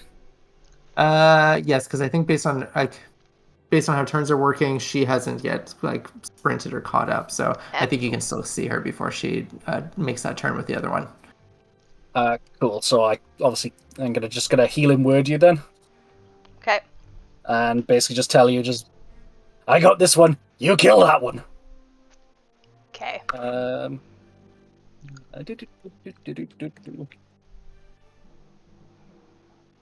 That's 7. Nice. Thanks. And we follow that magic from Gunnar to Nala, and now we focus on Nala. So Nala, what are you up to? I'm still chasing after the one, the good one. And you're running full speed because it's running full speed, so to keep up with it. Gotcha. Yeah, 80 so feet, yeah. Between two of you running full speed, you can see that like keeping pace with it, or both of you in just a straight foot race, that it is going to get, or it could not get advantage on you, but like it'll continue to get farther away. It's a bit faster than you still, even at this speed. Yeah. Okay. Does it know where it's going? Like, does it look like it knows exactly where it's going? It roll a nature check to see if this is it a creature just sprinting to get away, or is it a creature sprinting to get towards something? That's a 3. Okay, so I think the thing is it's moving recklessly enough that it's like kind of like, cutting corners, not with precision, that it I mean, at a glance, it's running into and hitting like buildings or like tables and that, and then continuing on. So you can't tell, is it moving in panic or with precision or like with intent? Ooh. I have animal handling. Can we do something with that? I don't know. What do you want to do? I don't know. Yeah. Do you have it? I can. Can I suggest something? You try and use your boomerang to try and get it to go specific directions as you're running after it. Well, I don't want it to Animal go handling. somewhere. I don't want it to go somewhere. I know, but you can try and get it to a dead end. I don't want to kill it. I want to see where it's going. Oh. Cool. And I will also say, Nella, that now that you are following it, it is running now towards or down streets where there are people again. Like, while your area cleared out, it is now moving around the neighborhood into kind of like populated areas again. Like, it's actively running not towards people, but like people are like spilling out of the way as it's just trying to run. And it doesn't seem to be interested in the like food or the people at this point. Yeah. Okay. I still think that it's like. Can I? Oh no. I just realized I was one of those people. Can I ride it? You can try. That is the correct answer, Andrew. Well, it's pulling away from me, so I want to see if I could jump and like. I will give you though that if you get this, you will land on it and you will be riding this creature. If you miss it though, then you will fall short, and I think that will give it enough distance that it's going to get farther away, and you might even lose it. There's a risk that you could lose it now. Like it's a real kind of like that last gasp before like all or nothing. Yep. Okay, roll an acrobatics check. Oh no! I got a 3. That's a 8. Okay. So, what does this look like as you miss? What happens? So I kind of like I wanna use my quarterstaff as like a vault. But then I just don't get there, and then maybe I roll at the end, but maybe I don't. I think it's graceful enough. Like it's not such a fail that it like causes injury or hurts your pride. But at the very least, you do So you kind of like try to clear it or try to catch up to it. But again, it's just far enough that it continues on, and it starts to kind of get or not gain ground, but like make distance between the two of you. So I don't know. Is there anything else that you can do this round? I will stop running after it, I think. Yeah. Okay. If it's not hurting anyone, it's not an issue right now. But no, at this point, the most that it's hurting people is folks who have not gotten out of the way are getting pushed out of the way. Okay. So Get minor out of the way. cuts and bruises. Yeah. Oh, okay, great.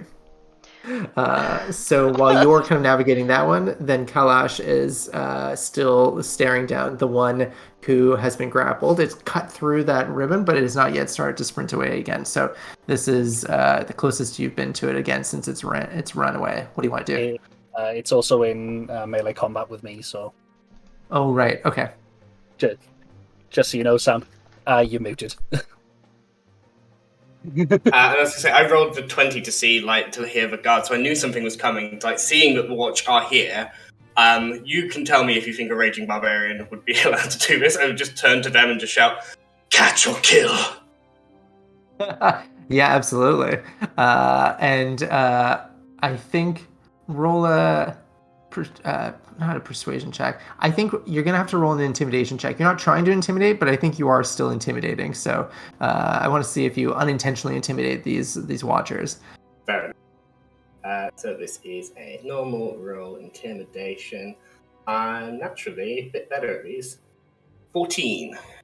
Okay, so let's see if they're persuaded by you. I think these are ones who are prepared for a conflict like this. So I think while maybe the folks who you were interacting with before would have been scared, these seem to be of sterner stuff. And I think kind of immediately are like, you just hear the shout, and probably Griffo hears it as well. You hear first, neither. But then another one does kind of speak up over that and says like, but catch would be good. So maybe some mixed messages, but I think formally they're saying disengage in general. But seeing that you're the closest, they are suggesting catch versus kill. Yeah, I'm not going to disengage. I, with a grin, go onto all fours, find a food cart that gives me a bit of a ramp, launch myself off of that as I go to leap through the air and grapple this thing. I want to grapple it. Okay. No, it's down.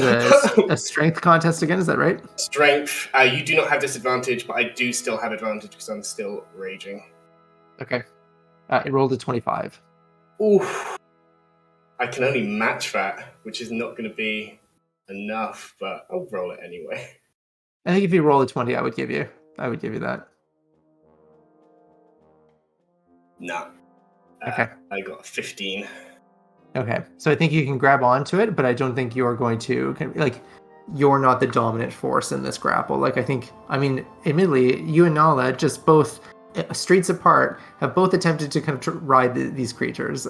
So real sibling connection. And where you've succeeded, Nala has failed. But you are now kind of grabbed onto this creature. Is there anything else that you want to do? Can't do anything for bonus action. That's my action movement. So no, that's it. Okay, so you're grabbed on. Then we go back to Glenn. Glenn, you can see Kalash soar through the air and then grab on and latch onto this. What do you want to do? It's like you've jumped on it, have you? Yeah, I tried to grapple it to the ground and succeeded in grappling, but not to the ground. Right. I don't think there's anything I can do that's like non-lethal damage. I have a big set of jaws and teeth and big claws. There's no non-lethal damage. I'm Probably guessing talk to the marching boots are at sort of the same kind of distance away, I imagine, as they were. I think. Yeah, I'm I'll imagining you and go Griffo are pretty close to each other. Yeah. I'll go and see like who's coming. I think I'll be like, you're fine, and I'll go and see what. It's so strange. Yeah, I'll go and see who's approaching the. Okay. To and you see a number of people, again, full-fledged Watcher folk that are actively trying to kind of like now run past you. And while one does stay with you, a short, I say short, that's not fair. Shorter compared to all of the other Watchers, but it is like a sentient croissant. And she kind of like walks over and she's like, if you wouldn't mind staying here, please, while we kind of sort this out, that would be great. We just like need to get a statement from you. I'd like to get a statement for you, Andrew. Did you say a sentient croissant? I did. That is beyond confusing. There is no promises made. I'm gonna eat it. Is that murder?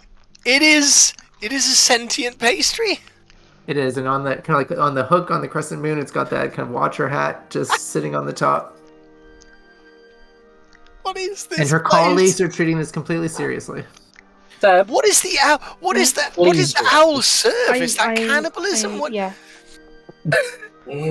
Fine. Let's not go there. Let's not go there. And I'm sorry. I actually didn't hear what this croissant said because I was too busy focusing on the fact you said a sentient Just asking croissant. for a statement. That's all. It's just like, please stay here while we grab a statement for you, and while the others kind of like sort out what is happening. So if you think of the crowd of the Watchers are kind of like all moving past you now, but this one, the croissant, has stayed behind and is now kind of like waiting with you.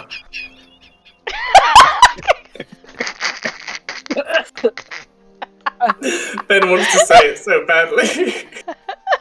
I just imagine it with the full like army mustache for holding a baton. It's like, stay there, like but like this tall, just a regular croissant. I mean, like larger in size, like probably child-sized, but still absolutely like a croissant. Yeah. I'm just thinking of what I took out of the box and put in my bag. There's two beasts.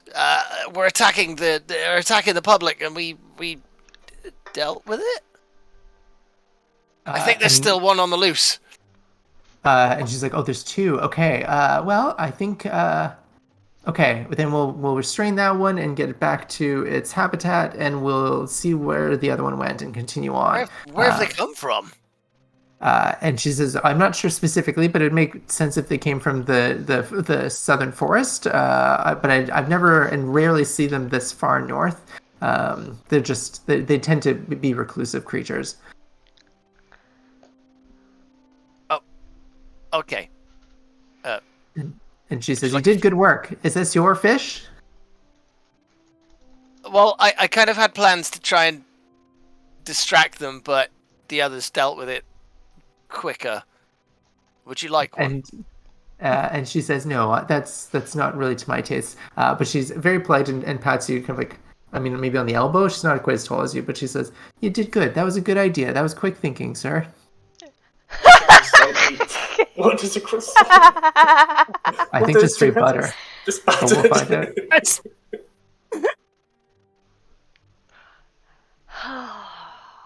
So we leave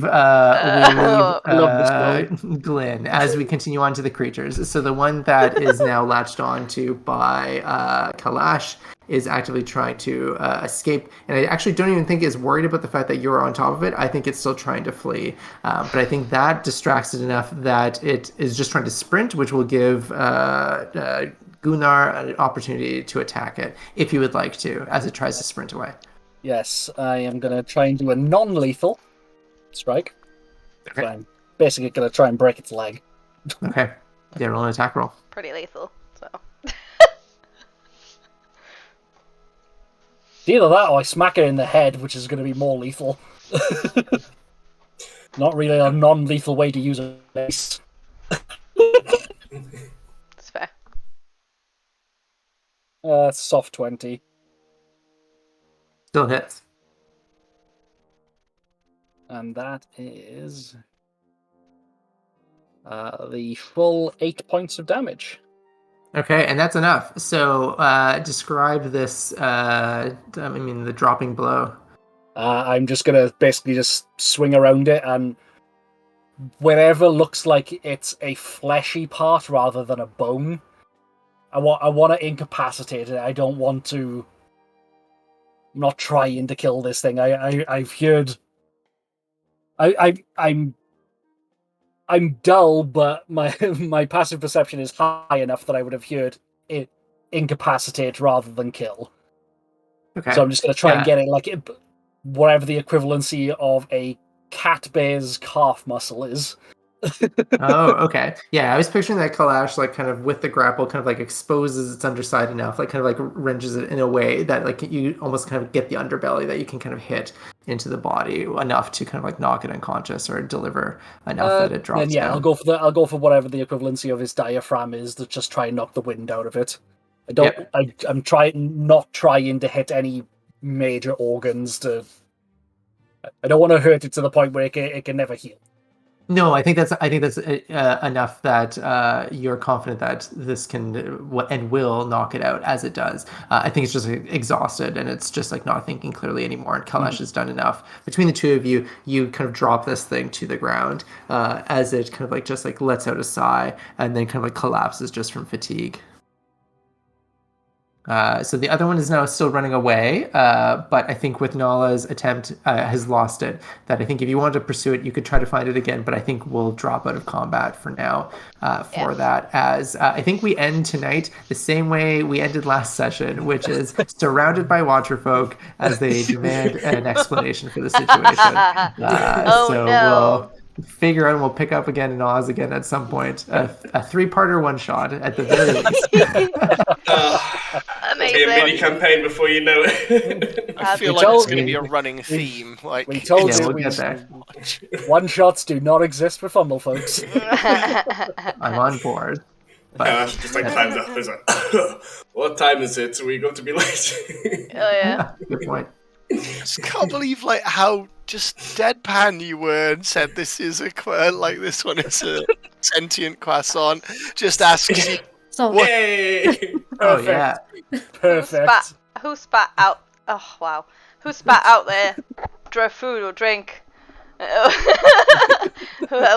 Yeah, I was like. I'm like, how awful must it be for them having to go through if this district is full of like eateries that just find like so many places will do pastry desserts and that the owl we helped literally specializes in pastry like I mean, we live our lives every day figuring out what to and what not to eat. So I think, just like in Oz, I think they just know.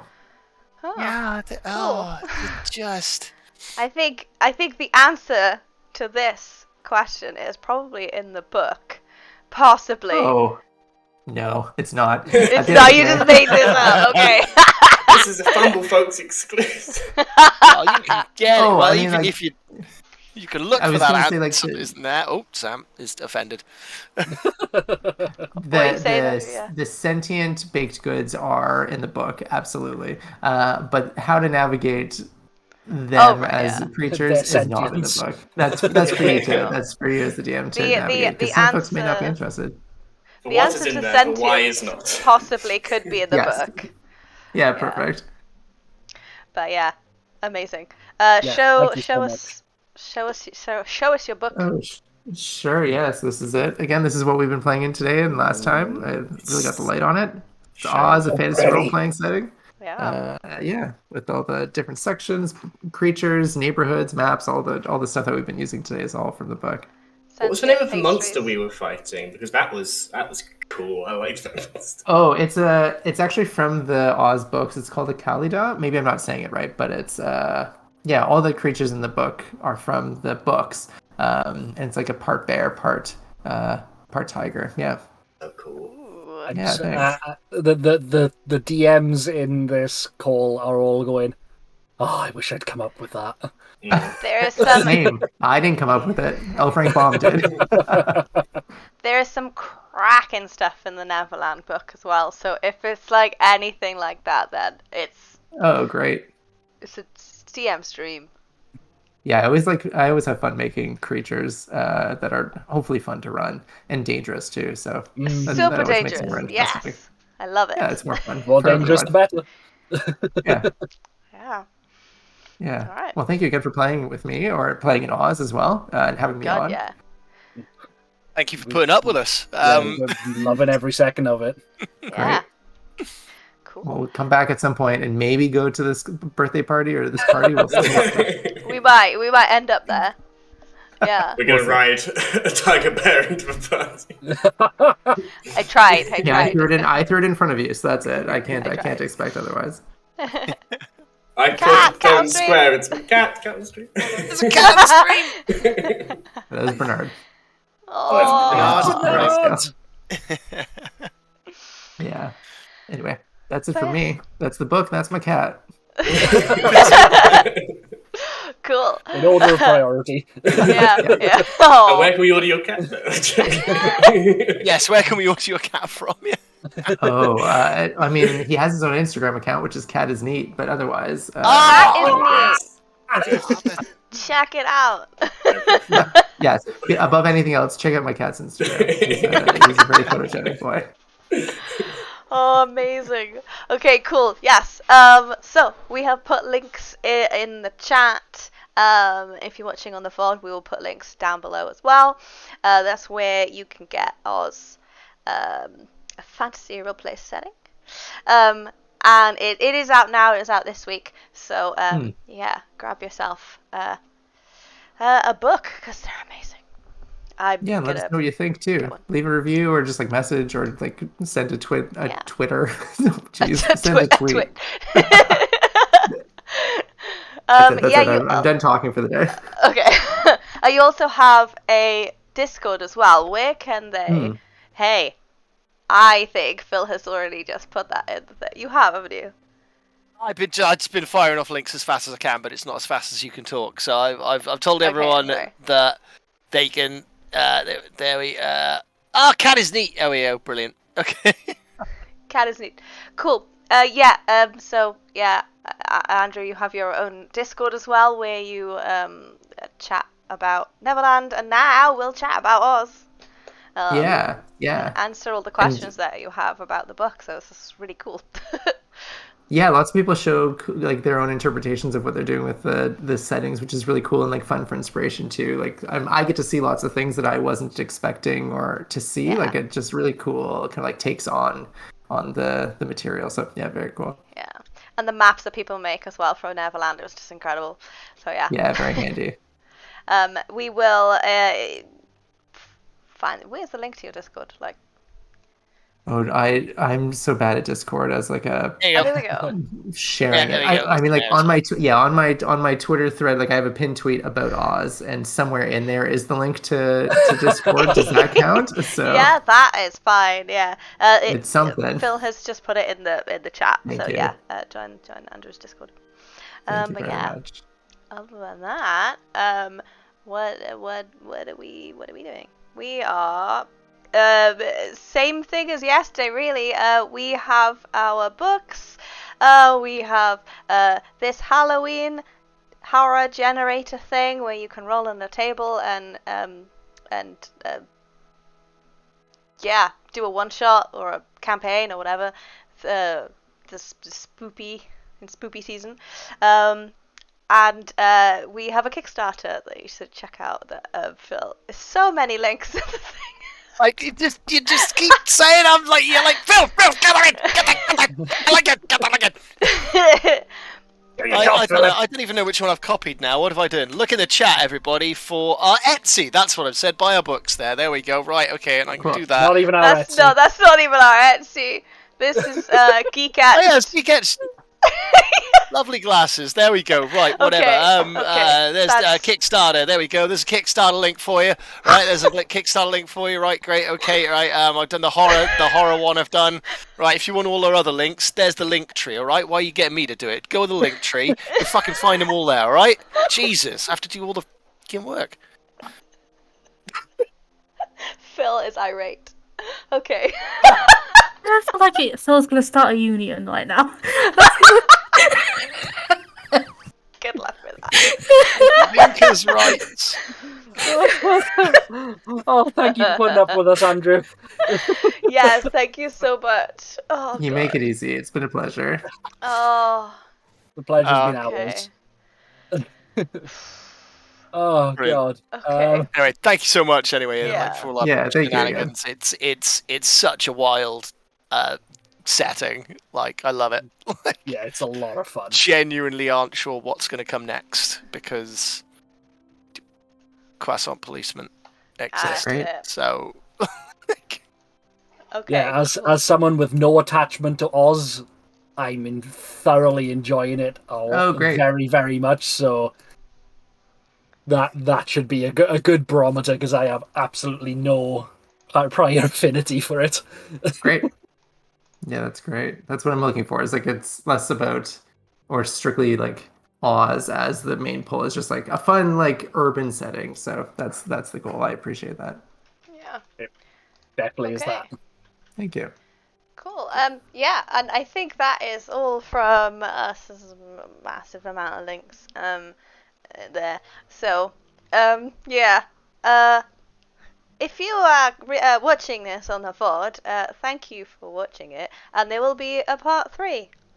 So yes, we'll figure that out, and we'll let everybody know when that is happening. Yeah. you know, when we know. When we know, then you will know. That's it. Yeah. We are going to be raiding our friend ScarLeQuinn tonight, who is playing some Cyberpunk. Cyberpunk 2077. Yeah. Bit of a break from D&D for Arya. But yes, I will Don't see say hi. you guys. Revel in how could it. What?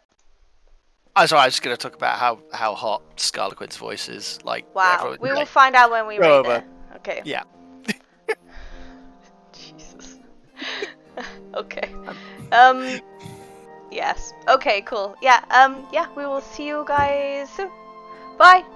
Bye. Bye.